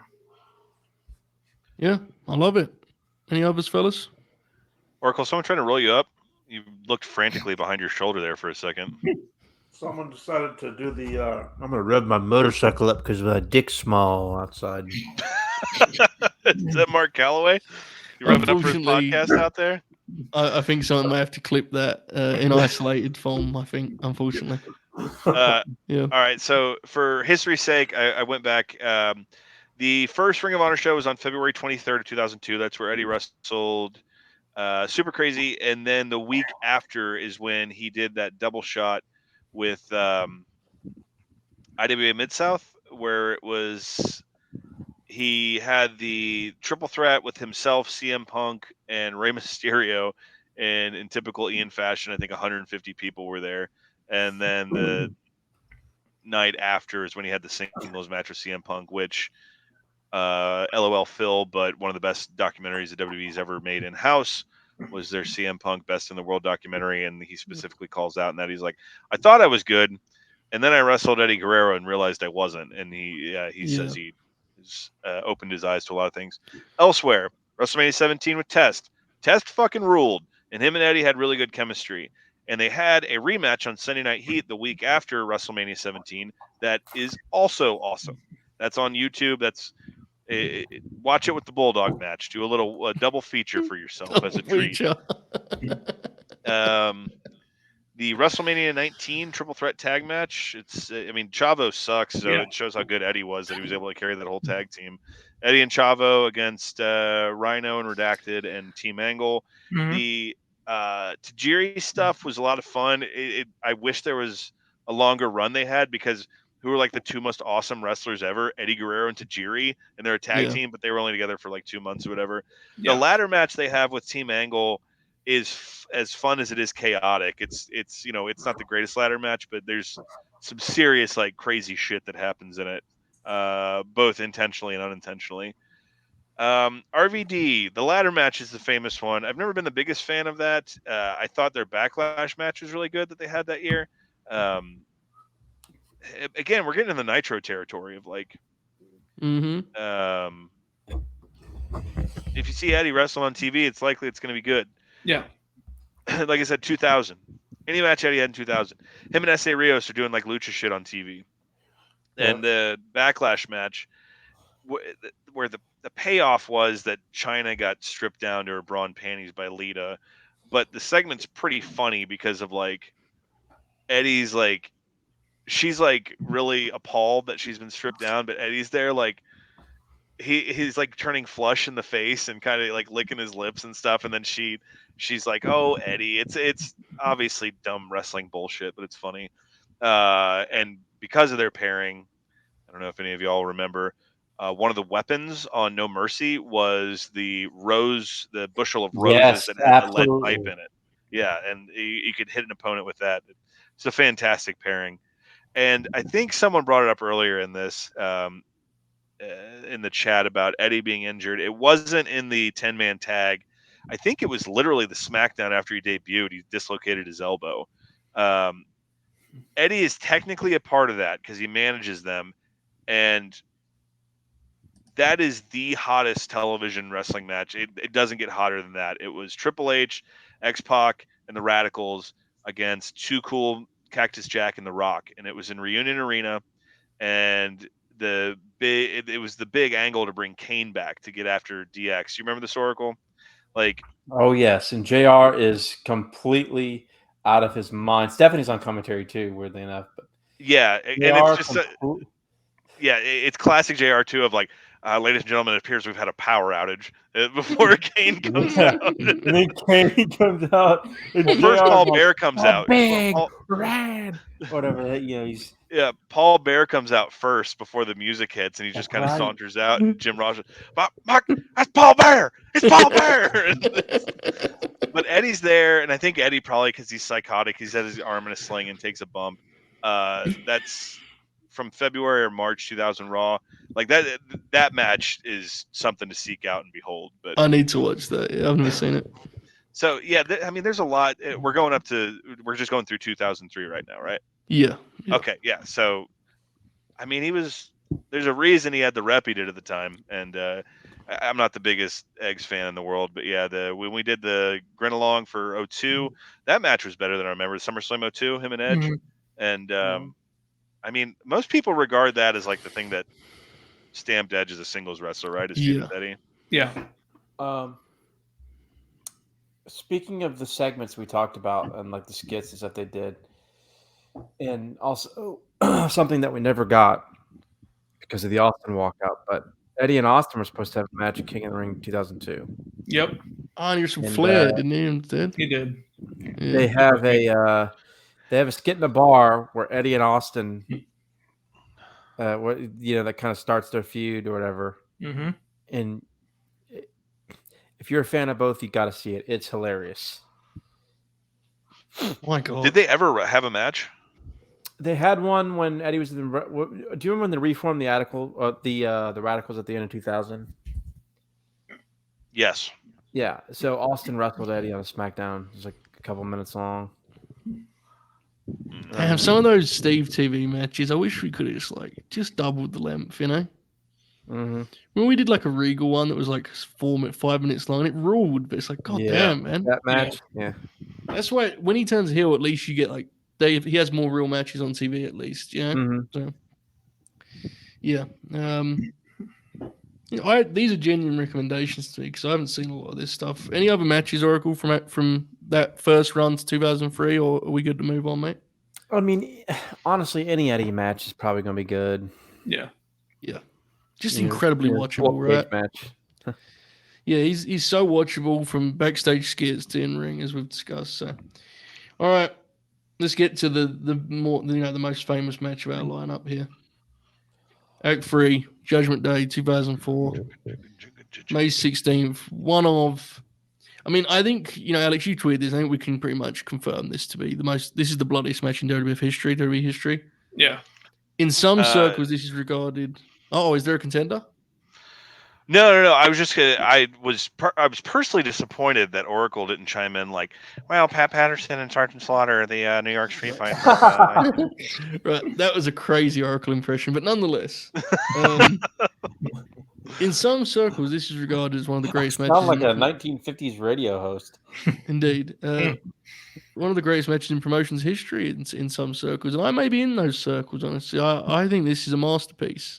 Steve did his name your top 10 WWE title matches of all time, and this is in mine. My top 10 WWE title matches. This is so special for a range of reasons. So, of course, Eddie won the title with No Way Out, which let's just stop there and actually discuss that because that's so important. And Bob, you tweeted the link to the promo, right? The famous Eddie promo before No Way Out. So before we get into this, because I do think you have to cover it if you're doing Eddie Guerrero, like memories of No Way Out 04 and all that came with that and the title win over Brock. Bob, I'll start with you, mate. Yeah, I mean, I didn't know that Brock was leaving, but it's kind of clear in hindsight. They're setting something up with Goldberg, and that kind of plays into the finish of the match. But you watch that promo, and it's like, Eddie might actually win this thing. Like, it wasn't, because it was something we talked about a little bit earlier too, where it wasn't ever a direction they felt like they were going in until they pretty much had to. And SmackDown gets kind of messed up around this time. Brock leaves, Kurt leaves after Mania, Big Show's gone, so they kind of need a guy to carry the show because down the card, it's, Rene Dupree and Kenzo Suzuki and shit, and they weren't ready for it. So, says you. Fair.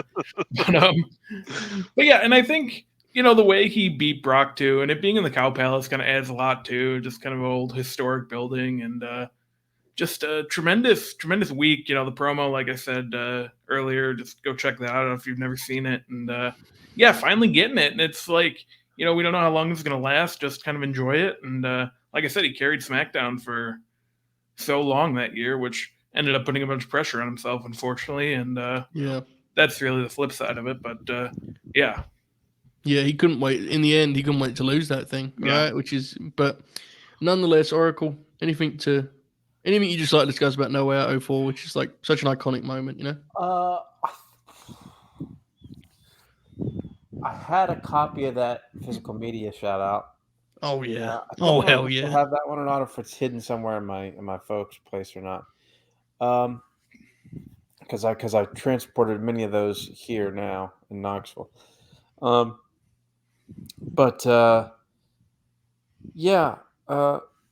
he won the belt at the time, obviously, SmackDown, East Tennessee didn't like SmackDown, so we didn't get to have it. And so finding out Eddie was a champion was like, holy shit. But getting to watch that DVD, I don't even know when I got it. No Way Out 04. It was sometime in the mid 2000s, I think. And finally getting to watch that show was like, oh, this is awesome. And for the longest time, that Brock match is a match that I just absolutely loved. Just the moment where he hits the frog splash and wins. There's a few guys who I've met through our silly fandom who were at that show at the Cow Palace, and they talk about that being like the best show they've ever been to live. Really? Yeah. One of them is our old pal Tim Livingston, if you know Alex. Yeah. Yep. Tim was there, but that's a special moment, and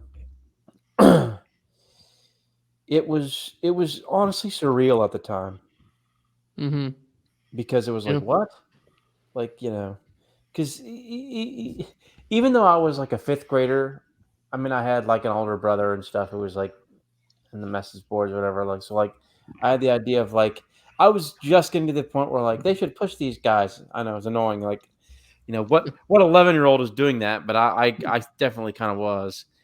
And so it was certainly surreal. It's I often talk about how like my favorite thing in instances such as this is when the live crowd realizes it's about to happen. I often Yeah. think that's actually more moving than when it happens in a weird way. It's a very special thing. This is maybe one of the best examples of all time of that, right? Like the slow crawl and watching the people put it together, like it's magical, even as someone who's watching totally in hindsight. Alex, memories of this occasion. And then when that happens, and then Cody Rhodes loses, it's even more heartbreaking. Well, I wasn't going to go there, but sure. All right. As concise as I can keep this. Probably Brock's the best Brock match of his first run in the company. Yeah. Yeah, it's amazing. And I remember I did see that promo. It was one of the one-offs I did see SmackDown at the time. And you can take this any way you'd like it. It wasn't until Drew McIntyre's go home promo for the 2020 Royal Rumble that Yeah. a singular promo for the passion it was delivered with changed my mind about how they were going to book something. And if you're doubting me, go back and listen to that. Drew's promo, he does this big thing. He's like screaming at Randy Orton about finally Drew McIntyre is going to realize it. Anyway, but that promo is so good that I was like, man, they might actually do this. And I remember, this was long before the days of the WWE Network. And so I had to follow on the message boards that night. And I remember guys like it was all caps posts like, oh my God, Eddie won. He did it. And I downloaded the match maybe off Kazaa or something. And I remember watching it, and it's also people always forget how good Goldberg's run in that match is, because it's one of those things that's like, it's not like chicken shit. It's because, look, we talked about our Goldberg episode that their 20 match is an abomination. It's probably the worst match with the best build ever. And that match is like part of it, where like Goldberg hits the ring, spears him, but he doesn't do the thing where he pulls it. He doesn't care about it. He's just there to hit Brock. And then Eddie the reverse onto the belt. And when he hit, dude, it's so good because they cut to that wide shot, and those fans that have the 5 letters, they start holding up the bright orange Eddie in the crowd, and like before even the 3 count happens, and it's just like that's it. That's that and Brian, and like those moments. It's like, why do you put up with how dumb this shit is, and like why do you subject yourself? If it's as bad as you say it is, and if it's as like punishing to you as a fan, that's why.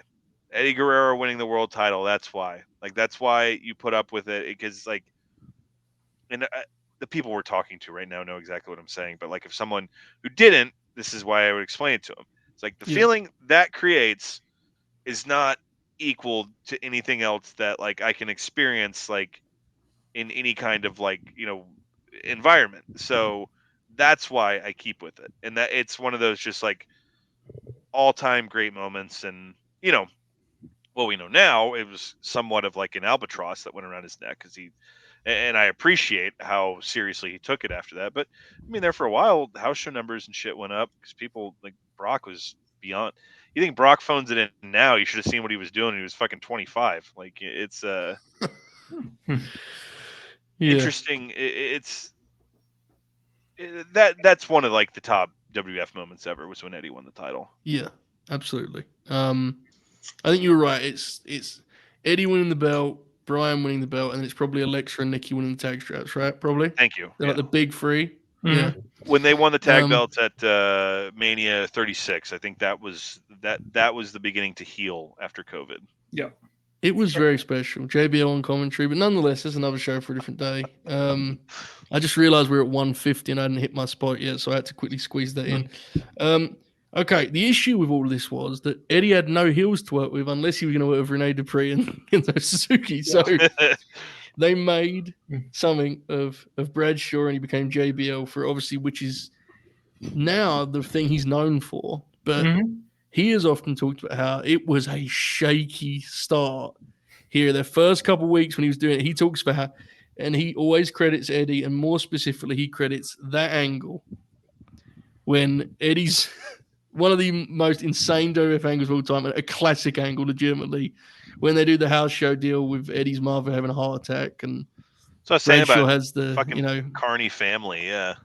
Yeah, Bradshaw has the line about if she dies, she dies. Look, is it tasteful? No. It is more tasteful than everything else in this build, which is funny as fuck considering what this is. Unbelievable wrestling angle. Like, seriously, what an angle. And Eddie's the like hate on Eddie's face. He's so vengeful here. He's like a movie hero. Oh my god, this is just pro wrestling at its best. These brand pay-per-views are, to me, just a great embodiment of like how wrestling works, because every pro comes with a con. The issue with these pay-per-views is they often suck because there's not enough content on them. Like, this show is terrible, man. This is not a good show at all. But the good thing about these shows being brand split shows is that it allows the couple good wrestlers to get time. Mhm. So they, with their angle, they have like 30 minutes here to do this deal, you know? Like, they have, and the whole show is about the match. So the show sucks, but the sacrifice of that gives you the chance to have this match. It's interesting, the heat for JBL's entrance isn't like, you know, this outrageous kind of boo. Like, it isn't crazy. They just love Eddie so much. That's the thing that stood out to me. Alex?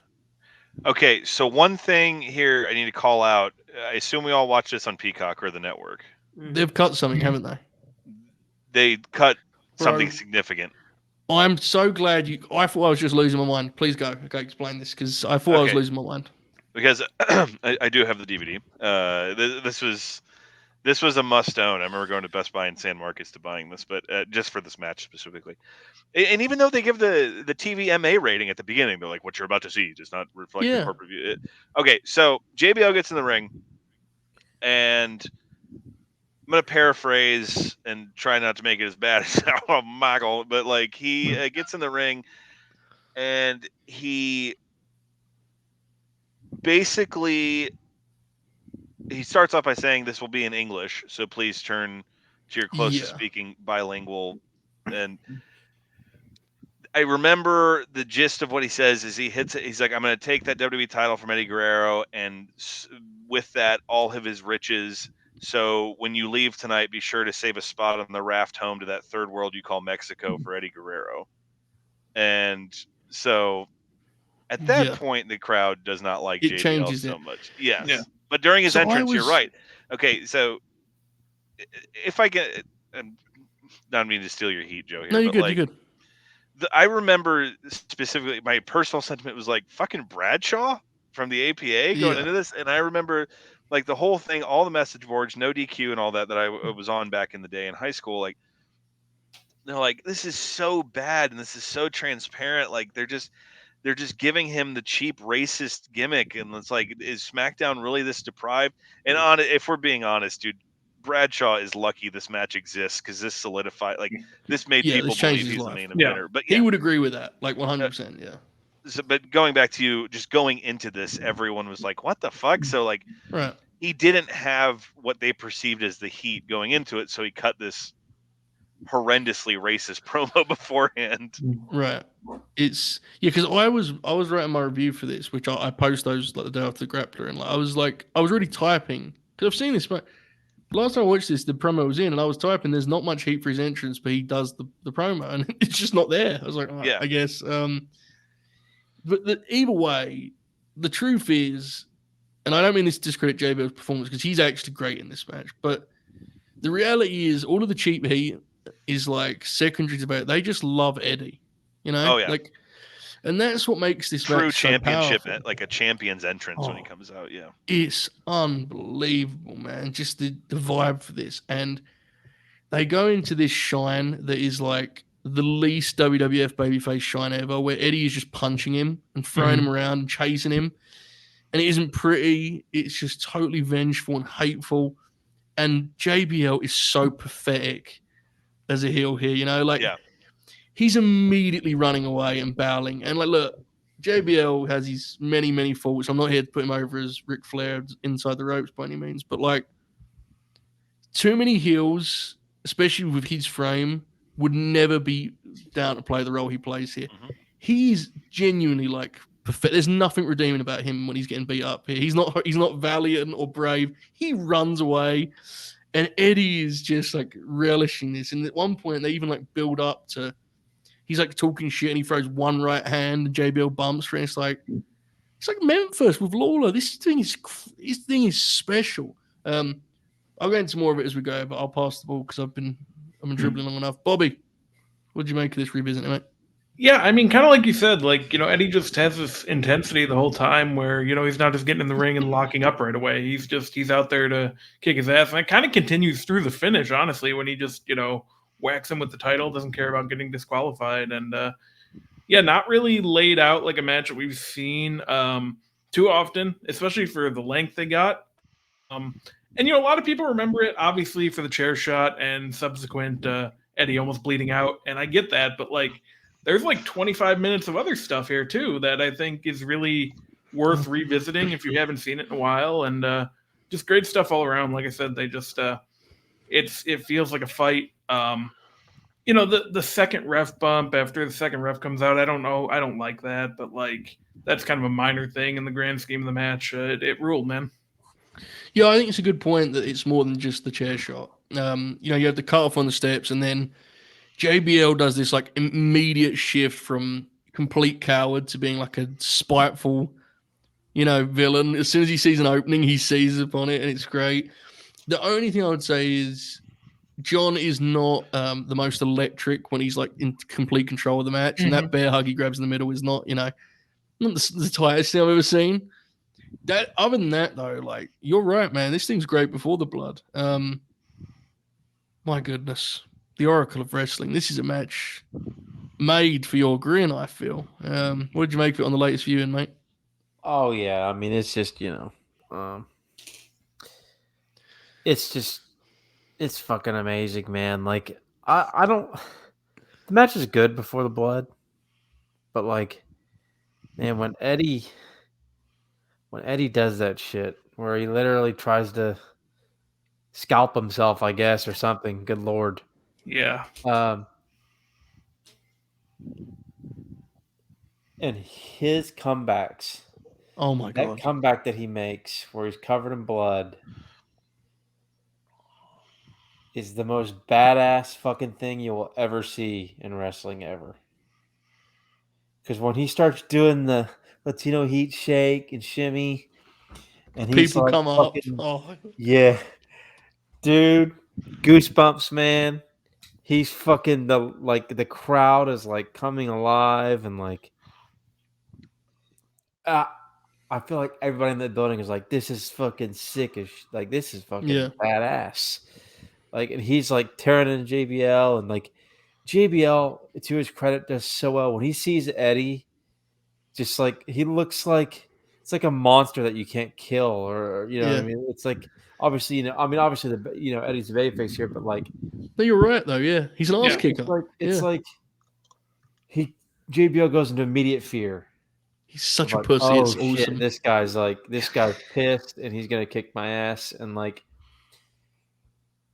The finish and all that stuff with the DQ doesn't matter because Eddie gets his heat back, covered in his own blood. He beats the shit out of JBL. Fucking Eddie's barely standing, losing all of his blood. He wipes JBL out with these chair shots. JBL does a blade job. Mm-hmm. Oh hell yeah, he does.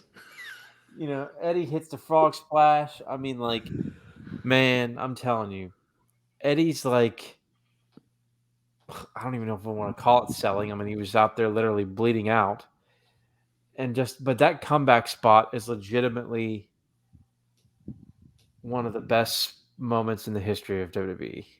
That is just like wrestling. Like when he's like, the visual of that is just like, I don't know, man.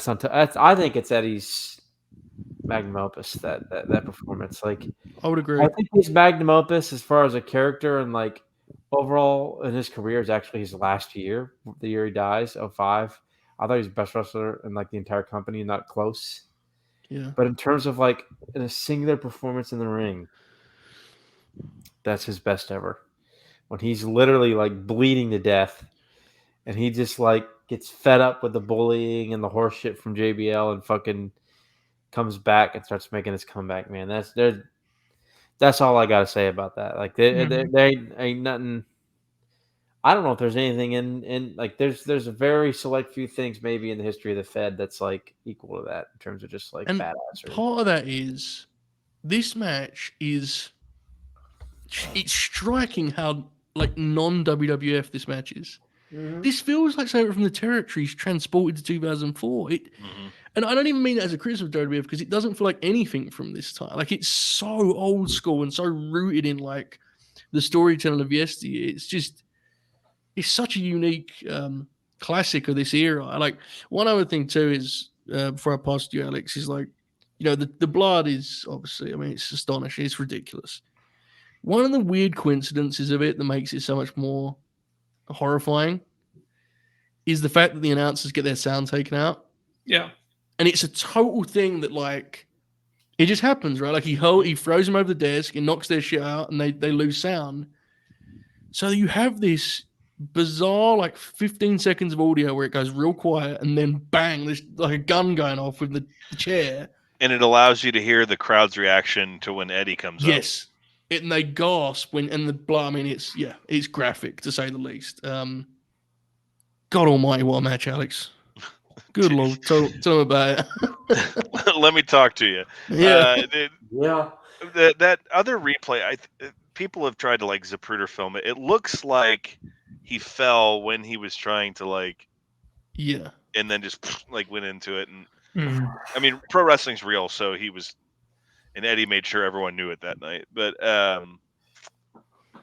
where do I fucking start, as Jim Cornette would say? But this thing, you guys have all hit on good points. One of my notes I have here that I do need to call out.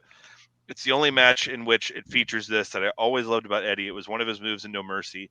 The foot spin on the face, when he would put the boot on the face and then do like the spin, to kind of like mash it in. Mm-hmm. He does that here. But yeah, he comes out with such great intensity. And this is the one match where we get the big champion Eddie Guerrero entrance where he comes out in the lowrider and does like,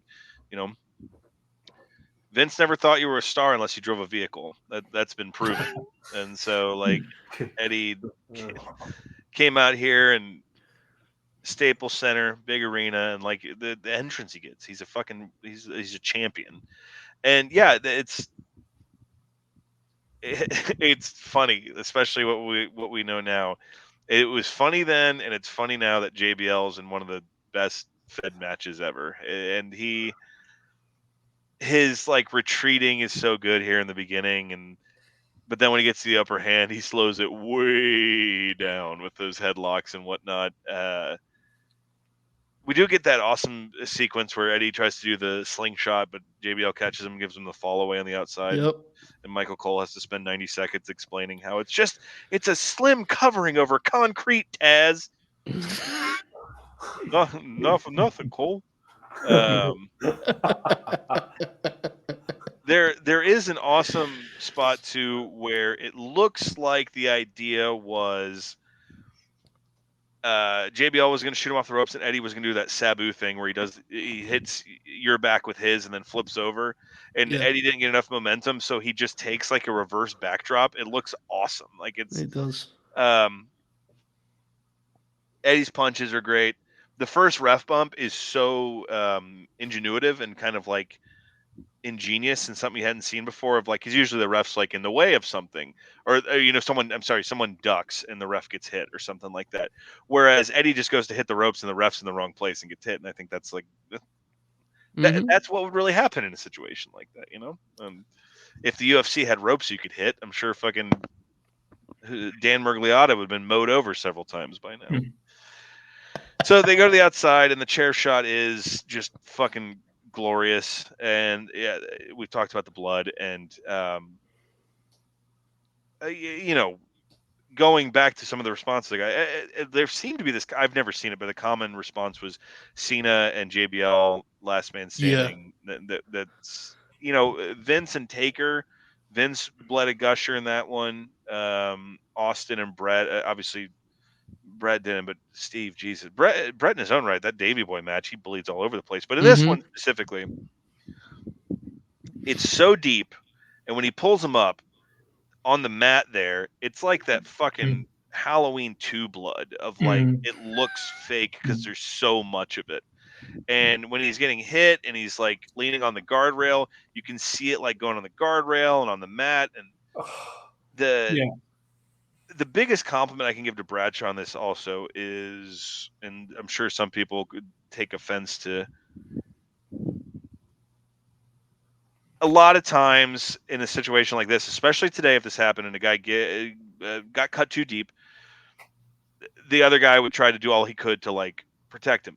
JBL does his fucking job here and doesn't let up at all. He lays everything in that he does for the rest of the match, and it's part of what makes it so fucking special.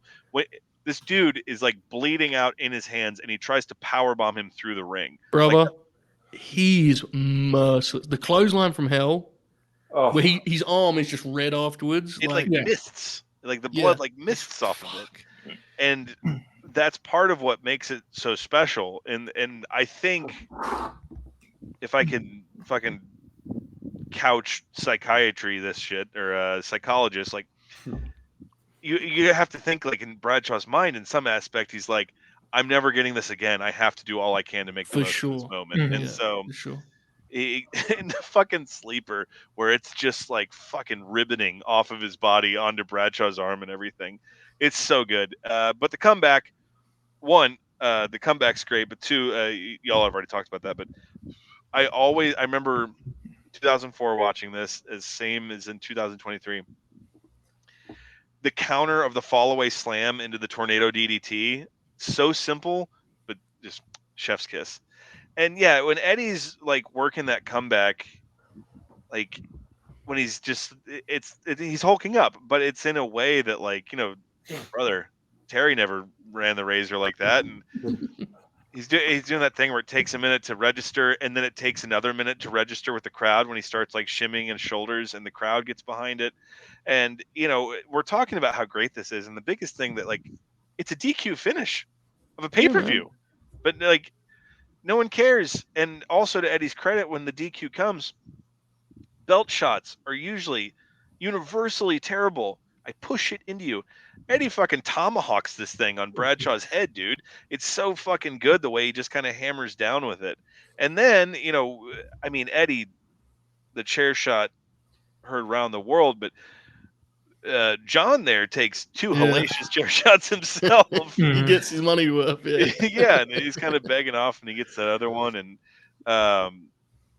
just the iconic frog splash when he goes up and he beats his chest, and then, like, he takes that moment to soak it in. And it sucks that, like, WWE is so, we don't celebrate those moments. That's not what we're about, putting smiles on faces. We don't blood. We don't do the blood and guts, which is funny because arguably the most iconic moment in the history of that company that led to the biggest star they ever had is a blood-soaked moment. But that would be like Eddie Guerrero. That's how everyone should remember him, is that visual there and what's about to come, because he hits that frog splash, chases JBL off, and then he comes back to the ring.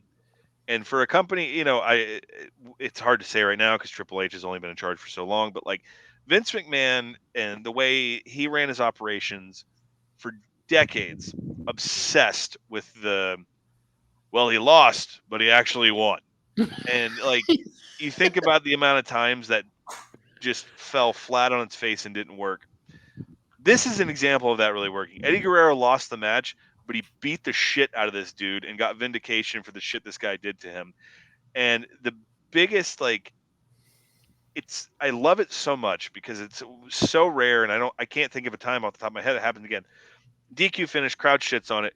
Eddie Guerrero beats the fuck out of this guy and chases him off, comes back into the ring, slings the title over his shoulder, and his music hits, and the place goes fucking nuts. Like the pop it got when his music started playing, that's not regular in the way it's done. And I know that's what Vince thought. If we can go back to WrestleMania 34, like, well, yeah, Roman's gonna lose, but he won the fight because he kicked out of all these moves and shit like that. And like, this is the way you fucking do that. He lost, but this dude won the fight. That's like superhero in a movie shit right there. Yeah. And it's that's a lasting image. Him with that title slung over his shoulder. The picture I posted today on Twitter for this, that one of him holding the belt up where he's just covered in blood, like that's a badass. That's a world champion, man. That's like that to me. That's the enduring image of Eddie Guerrero. And this match is like, you know, we did that Omega Osprey thing earlier this year, and if we were talking about moves that are done or sequences that are done, this match is just very much by the books. But it's almost 20 years old, and it's something that I've watched wrestling for a depressing amount of time in my life, and it's one of the greatest spectacles you will ever come across, and to me, one of the greatest WWE title matches of all time, and something that should be celebrated more. It's just not because of the way they have to project themselves as a company. Yeah, it's a masterpiece. I think it's best summed up. There's a cool moment on commentary. I don't know if you guys caught this, where Michael Cole is explaining the blood, and he says it's like it's like the canvas is is covered in. It looks like a piece of art, but it's blood rather than paint. And Taz very kind of just subtly says it's Bradshaw and Eddie's canvas right now, which was he's kind of knowing nod of approval as like, yeah, you're watching a piece of art. It might not be paint, but it's definitely art taking place. You can tell he's really swept up in it. I genuinely think it's one of the best matches in the promotion's history, and it is one of the matches that is least at home in that setting, which makes its success and how pivotal it was all the more impressive. You just mentioned the way Vince operates. This feels so inherently distant from what he does as a professional wrestling booker, and it's fascinating. It's an incredible match, and yeah, we had to do. I mean, we were going to do B-sides, but like I remember we said it then, and I was quick to. We have to do this match. Like it's so special. Incredible stuff. There we go. Judgment Day 04 in the Grin Grappler books. I love it. All right. Our final match. We jump to September 9th, 2005, SmackDown. We're just 2 months before Eddie's passing here, right? Mhm. 2 months. The very first Friday Night SmackDown, this was an Oracle of Wrestling call. As he concludes his feud with Rey Mysterio, which obviously made up much of 2005 with Dominic and all the different ups and downs and I was about to say ebbs and it's flows of that. just as relevant as anything in 2023. Indeed it is. And yeah, that feud is. I know, Oracle, you're a big fan of that feud and how much fun Eddie had with that ridiculous. It was an angle that was ridiculous that he somehow made good because, of course, he did. And we see Ray do similar feats to this day in terms of those kind of angles. So, Oracle, just for a little bit, the feud itself before we get to the match. Go for it. Well, first of all, the first 6 months of that feud is the best feud in the history of maybe the best feud in the history of the company, in terms of character work and Eddie's transformation from happy-go-lucky friend to getting annoyed to turning to this total violent villain who's just jealous and envious and angry that he can't beat this guy. If you've never seen the June 28, 2005 SmackDown match, watch it. Mm-hmm. Incredible. It is legitimately one of the 5 to 10 best matches in the history of the entire company, and I'm dead serious. It's now, granted, you might want to have it.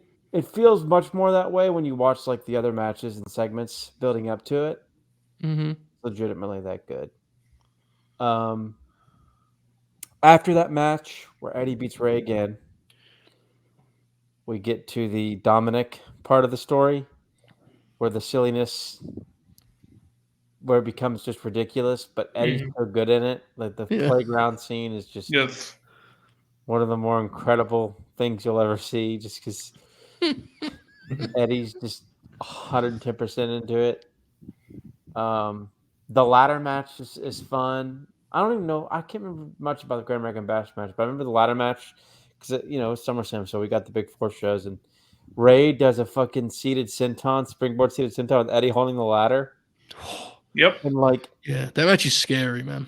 Ray, the spot is insane because he just hits, and Eddie's whole head and neck just whiplashes back.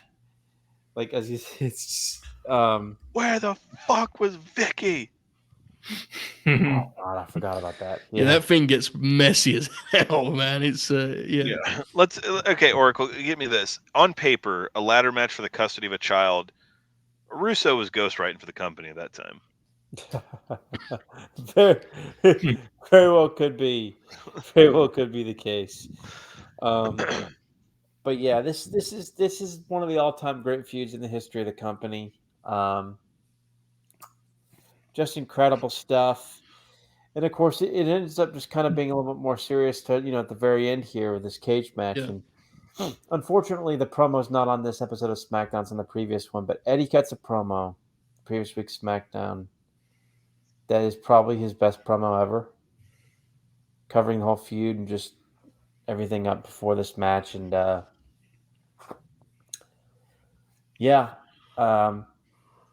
this match is not as good as a lot of the other matches in the feud. And it's your typical WWE cage match where like they're doing pins, falls, and escapes. But in this one, it actually works in the context of the story because,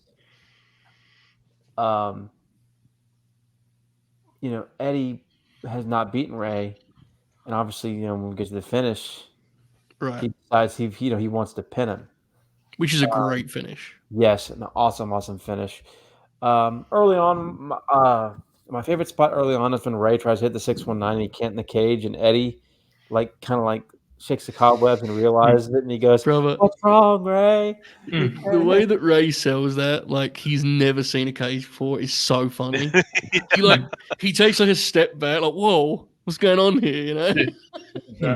There's this is mostly just kind of a spot heavy match in a lot of ways. Because really the ladder match was kind of the feud ender, but this was a way for Eddie for Eddie's character to move on and to get kind of complete that character arc and to go into the Batista feud. And if I remember correctly, the Batista match is kind of underrated, and It's very good. I almost recommended that one. Mm-hmm. But because he starts to become more of a tweener and starts to lean babyface more after this win. Yeah, but there's some cool stuff that Eddie does here. He takes a face plant bump from the top rope. That's cool. He literally doesn't even he hardly blocks himself too. He's takes a full on face plant from the top turnbuckle. If I remember correctly, there's a big sunset flip spot in this. Yep, there is. The finish is awesome where Ray misses this huge dive. That must have, mate. His knees, bro. Oh, I know. This is because it's from is it from the top? Is it from the top of the cage? It's the cage? It's not the top, but he's he's on the cage. Yeah. And he misses it. He takes a great bump, and then of course Eddie is going to walk out the door, and he just goes, "No." That smug look on his face. He's like, "It's great. I can pin him. I can actually beat him. Walking out, it's different. So he comes in, he slams the cage door, hits the frog splash, and pins him. And I know I never liked how the commentary took it, we're just going to rub it in. He finally got his win. Yeah. Of course he's going to try to pin him. This was a really good kind of epilogue to legitimately maybe the best feud, at least in the last 20 years in the company. So you guys will know the answer to this, but this is something that I'm just throwing out there because I thought about it earlier. Is it just me, or was that a familiar SmackDown play where a feud would basically end, but they would steal a TV match out of the steel cage? Because I swear Christian and Randy did that. Yep. I Bradshaw and Eddie, we talked about it the year before. We're those matches aren't remembered the same way as part of the feud, but they're the actual last match of all of those rivalries I just named. Mm-hmm. I'd love to know if there was any. I bet there's some kind of bizarre statistical reason for that, but you're right. It's a WWE cage match. There's a lot of escaping. They do get creative with it though. You mentioned the face palm, Ray doing that drop kick when they're both standing on the top rope is wild. Oh, that was nuts, yeah. I like when Eddie gets Ray in the powerbomb position and starts throwing his head back into the cage. Some cool stuff there, man. It's a really fun match, even if it's not a classic. It's really cool, and also it's fitting to end the Eddie Grappler with a Ray match, right? I think that goes without saying. So, there's a lot to like here. Alex, what did you make of this cage match, mate? Oracle, who the fuck is Palmer Canyon? Oh, Palmer. Oh, what the fuck is his name? Palmer Cannon, I guess, whatever. The network executive. He was the Bobby, you can probably help me with this. He was like He's the the UPN UPN or the, executive that was sent in Yeah. to clean up the show or whatever, and he basically had a Cyrus the Virus gimmick. yeah, and he would Right. run he ran little people matches and stuff, and then eventually they bullied him out of the company and just dropped the whole thing. Yeah, he basically was what Don Callis was in ECW. Was he Yeah. like a wrestler that they were gonna have like wrestle at some point? Or Yeah, was he just ultimately I think so, but it never got to there because he went to a European tour and they just kind of all harassed him the whole time, and that was the end of him. he didn't want it bad enough? Is what you're telling me? Yeah. Okay. Quickly before Alex, you continue because you brought up something else that was on SmackDown. So this show, which is the first Friday Night SmackDown, has the bull rope match with Batista and JBL. Benoit squashes Orlando Jordan. It has this match. Do you guys know what this opened with? Do you guys wait to see? First Friday Night SmackDown, remember? I was skipping through. Yeah, that's right. Yep, you're right. I forgot Okay. to mention this is the first Friday Night SmackDown. World's Tag Team titles. So Eminem's music hits, and I was like, Oh, Eminem rule. I'm like, this is cool. Like, I want to see what yeah, match boys. that. I was gonna stay and watch the match. They meet the team of Heidenreich and Road Warrior Animal. Okay, so I was like, well, so my reaction to that was obviously, I'm not watching this. No way. Yeah, they were still But champions then, right? They were. I skipped 4 minutes. I skipped 5 minutes, 6 minutes, 12 minutes. They went here on this 2005 SmackDown, which is the same amount of time that Batista and JBL went with their bull rope match. Was this a rib? What do we think? This must have been a rib, right? Like, that's the first thing they're doing this time slot. It's amazing. Yeah. Anyway, Alex, I'm sorry I had to do that when you brought up the Kenyan, whatever the fuck his name was. Oh Continue. no, that's fair. Yeah, this is a really good cat and mouse WWE cage match. Ray's really good about maneuvering his way around. You're right though, of when he goes for the 619 and he's like, "Wait a minute, what did I sign up for here?"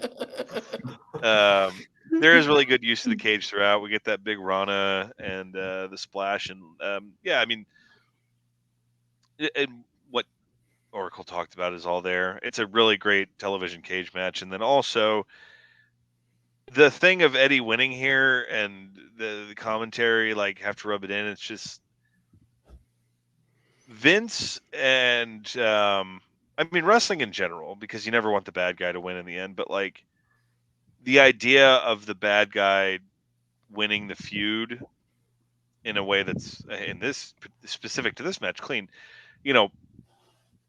Randy Orton, when he beat Redacted at SummerSlam 2004, that was a big example of that. But the biggest one is when The Rock beat Steve Austin at WrestleMania 19, of this feud ending match. The bad guy wins here, and what they had there was they had Jim Ross on the call who knows how to make anything seem special, and he really did. And here, I didn't know shit about this. I don't even think I've ever seen the SummerSlam ladder match. I know I've seen their Mania match, but like I said, I was distanced from it at this point in time. That's a big deal. The bad guy winning the end of the feud, and he does it in a way here of, he finally pins him. And you're right, the commentary should be get some Mike Tenay action there. Damn it! But it's a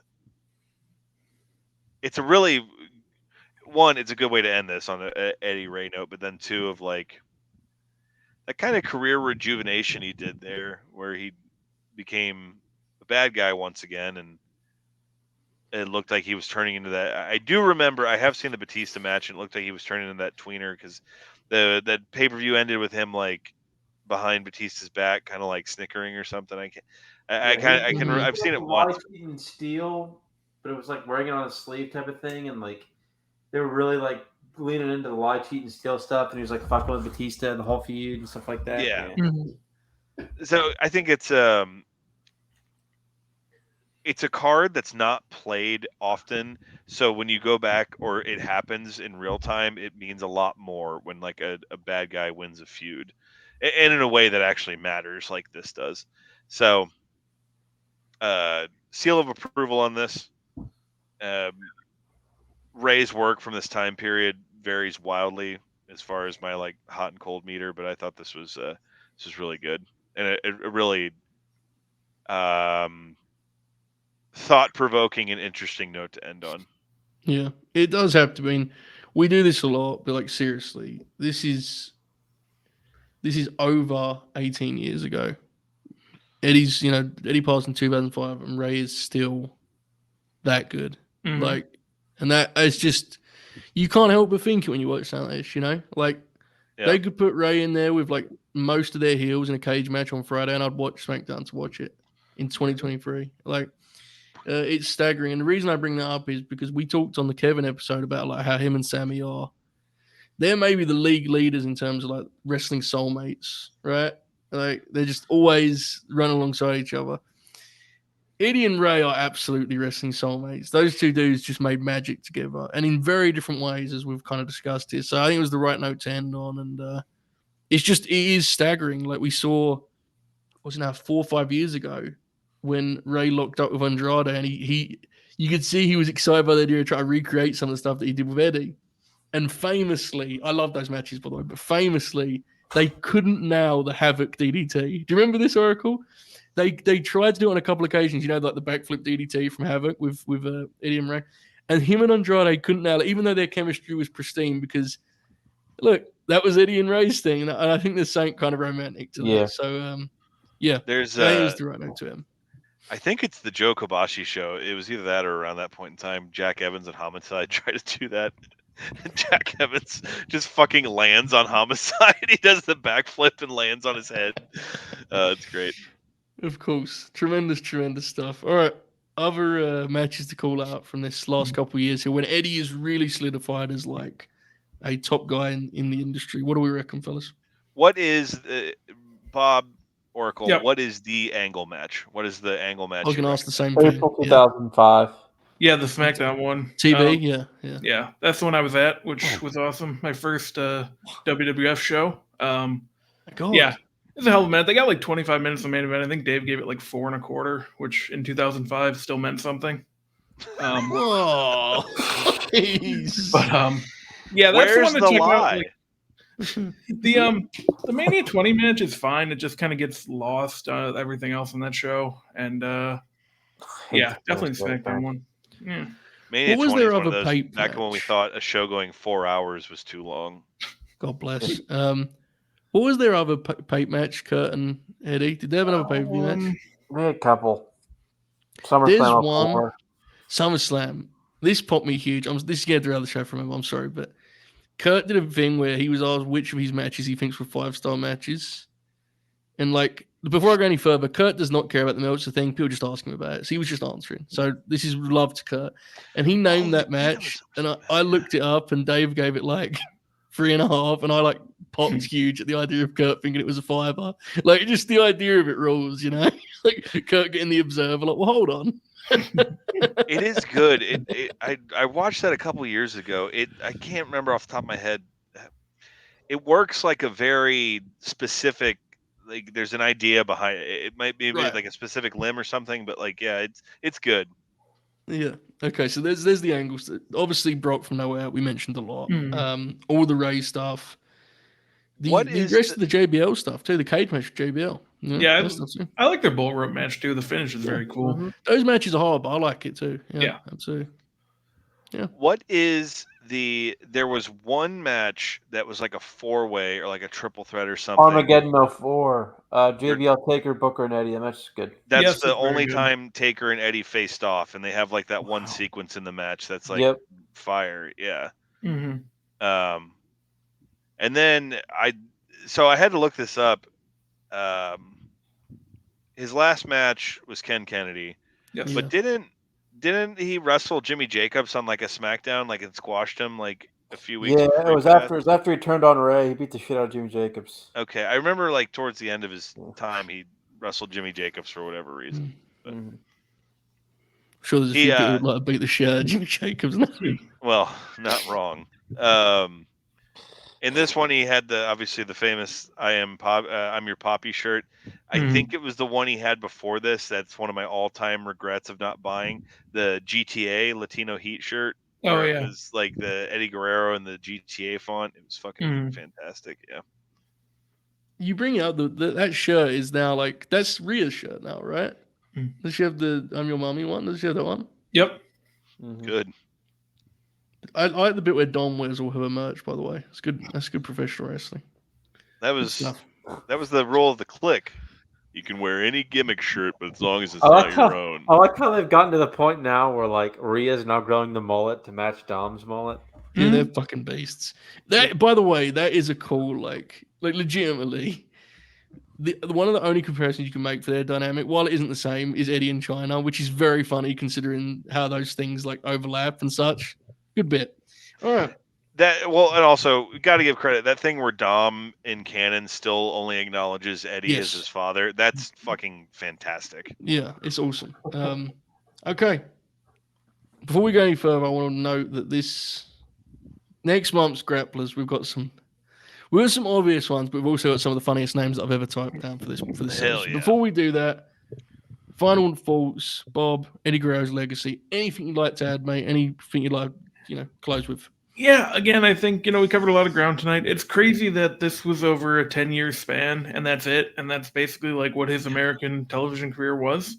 And, he still is just remembered like he is. There's been a lot of times over the past, I guess since part-timers started being like a big thing in WWE again, where you would sit and think like, would Eddie still kind of be working occasionally? Yeah. And I think he would every once in a while. There were a few times in the past few years where it would have made sense. And, yeah, just we talked about at the beginning, just an incredible legacy that you don't get from most wrestlers. One of a kind, almost even. Eddie would have been awesome for the like. He'd be like a personality on the show as a retired wrestler, maybe an announcer or whatever. And one of the heels would fuck with him, and Eddie would have to, Eddie would have to go back, still some stuff left in the basement. He'd be so good at that as a part time dude. Yeah, it's an interesting thought. I hadn't even pondered that, but you're right. 38, right? Like, yeah, it's a shame. Oracle, any final thoughts on the legacy of Eddie Guerrero, mate? Yeah, he's I think he had one of the great 3-year runs from 02 to 05 ever in WWE. He's one of the great wrestlers of all time. And again, we all talk about how good he was in the ring, but as an overall performer, he was just exceptional. He became a very good promo.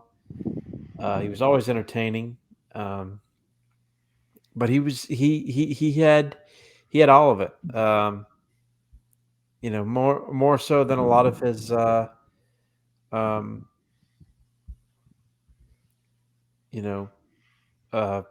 people, who came up with him, whether it was Yeah. whether it was Benoit, Jericho, or Malenko, or Ray, or whatever. Eddie was the most complete package of all of them. Yeah. And I've always stood by that. He was the best of all of them overall as an overall pro wrestler, I think. Yeah. He's a big part of his legacy, right? One of the most complete wrestlers, most versatile wrestlers of all time. Certainly. Alex, anything to add in terms of Eddie's legacy, Chief? Not really. I think we covered it all. He's as good as people say he was. There is the weird thing of I don't know. I lived through it, so I might have a different perspective. There was the very, very, very apparent cash grab in his death immediately when it was Yeah. like made of storylines, and then like he was immediately inducted into the Hall of Fame, and like not to. Well, one, that Hall of Fame should fucking work, but like two, if there was such a thing as a real pro wrestling Hall of Fame, he would absolutely belong in it. Of course. So I think that kind of for years kind of muddied my just idea of him in general. And it's definitely been a long enough time for me to kind of have some clarity on the matter. It's my sister's favorite wrestler of all time. She loves Eddie Guerrero, and she made sure to watch all the matches we did for today alongside with me. And he's of a different era and a different ilk, and I think there is something special to. It's weird him and Brett never wrestled, because Brett does come from a wrestling family, but it's also a family that had a lot of strife and is associated in many ways with tragedy. Whereas, the Guerreros, for as carny as they could be, you don't really think of them the same way you think of Harts Right. or Von Erichs or something like that. Just, But like, just wrestle Mondo in a match and tell you how carny they are. Good Lord. yeah, exactly.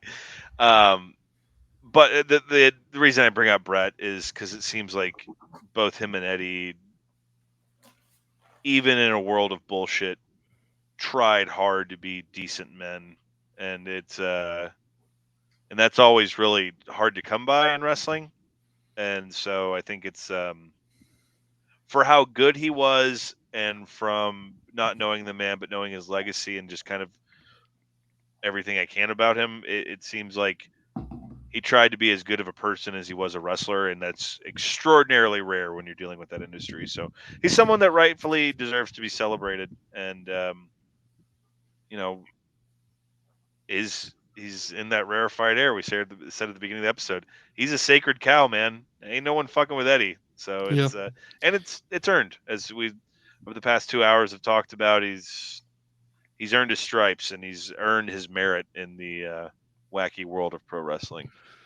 Absolutely. I think, the Brett link is interesting because I also think they may be the two most currently influential wrestlers, right? If it was Yeah. like this recent, if you were to look at the last 5-10 years of pro wrestling, it feels like a lot of the best stuff is shaped by guys who aspire to one of those two fellas. So that's interesting too. Or Alexa Bliss. Yeah. Well, I didn't want to show off in that way, but yeah, Bob was kind of hinting at it. So yeah, glad you called it out. Yeah, genuinely iconic figure, and someone that I think we're all pleased to add to the Grappler history books for whoever revisits this in 1,000 years. God bless you all. All right. Speaking of iconic figures, boys, I got some things up my sleeve for November. Okay. There are some conventional picks. I'm going to establish them now, and then I'm going to proceed to some very different picks. Firstly, we have someone who appeared on. We have two wrestlers who appeared on this show, actually. One of them I'm kind of going to throw aside, but I'll mention them nonetheless. JBL is on the board. I think it's impossible to do it without doing the match we just did, so probably not, but I'll note him nonetheless. Chris Jericho, who featured here. That'd be interesting. Hiroshi Tanahashi, one of Oracle's favorites. Oh, please. I think the favorite is Randy Savage. I think he's the favorite. Baby. Yeah. However, there are three options that I will humbly suggest that are very funny, but could be incredible episodes. The first being the new SmackDown general manager, the NWA World Champion Nick Aldis. He's in the news. That's what I'm saying. Second up, we have Contreras and Alex's favorite tag team of all time. You can look, but you can't touch. Nikki and Brie, the Bella Twins, which I actually think could be an interesting episode. We'd have to focus more on Nikki. You don't say. But yeah.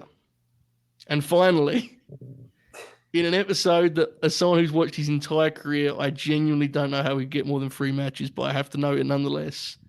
He is headed to Crown Jewel to wrestle for the biggest prize in all the sports. It's him, L.A. Knight, brother. That's on the board. So, to recap, we have L.A. Knight, Nick Aldis, Chris Jericho, Hiroshi Tanahashi, JBL, the Bella Twins, and Macho Man Randy Savage. Bob, which way do you lean?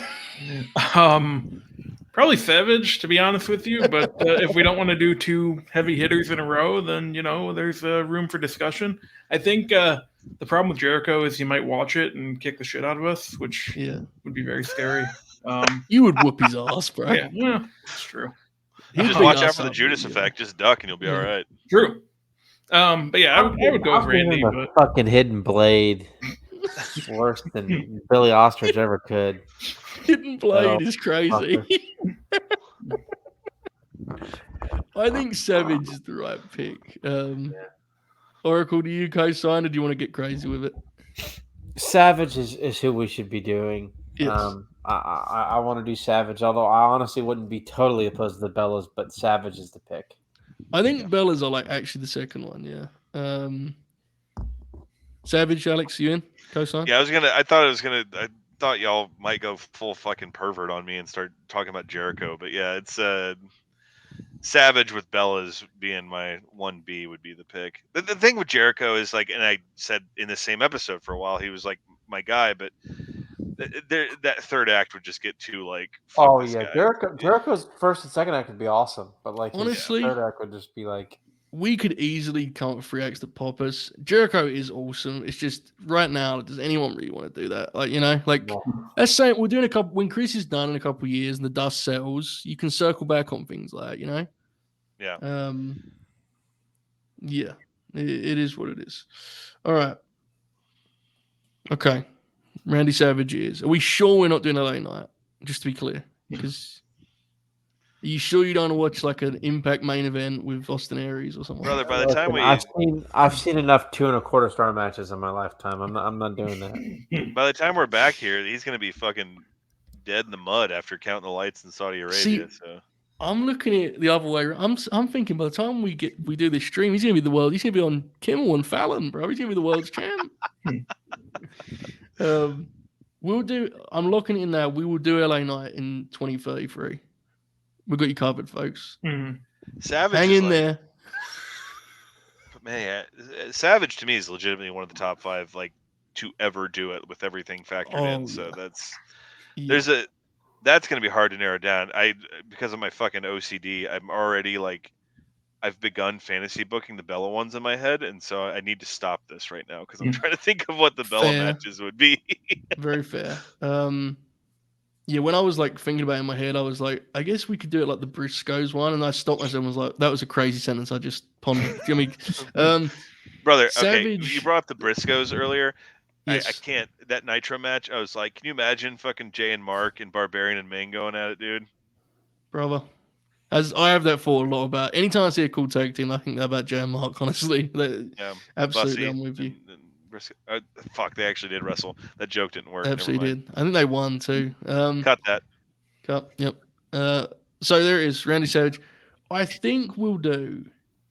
Like it is. This is fair, Memphis match, but my initial thought was Golden Era, New Gen, WCW. That was my like initial thought, but I'm open to ideas. I also propose with this one that we have one of the tent poles in there, but we try to do kind of what we did with this episode and I agree. Find some.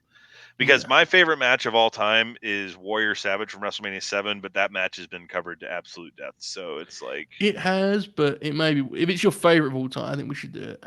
Oh well, God bless. But we can't do that and the Steamer one, right? We have to. Oh yeah. We'll do something more obscure alongside it. I'm sure Oracle will get us some good Saturday night matches. That Brett match from fucking Saturday Night's Main Event, brother. That rules, yeah. Pace is awesome. I think it's important we all get to do our favorite matches, right? Like I did Mickey and Alexa. You get to do handwork, baby.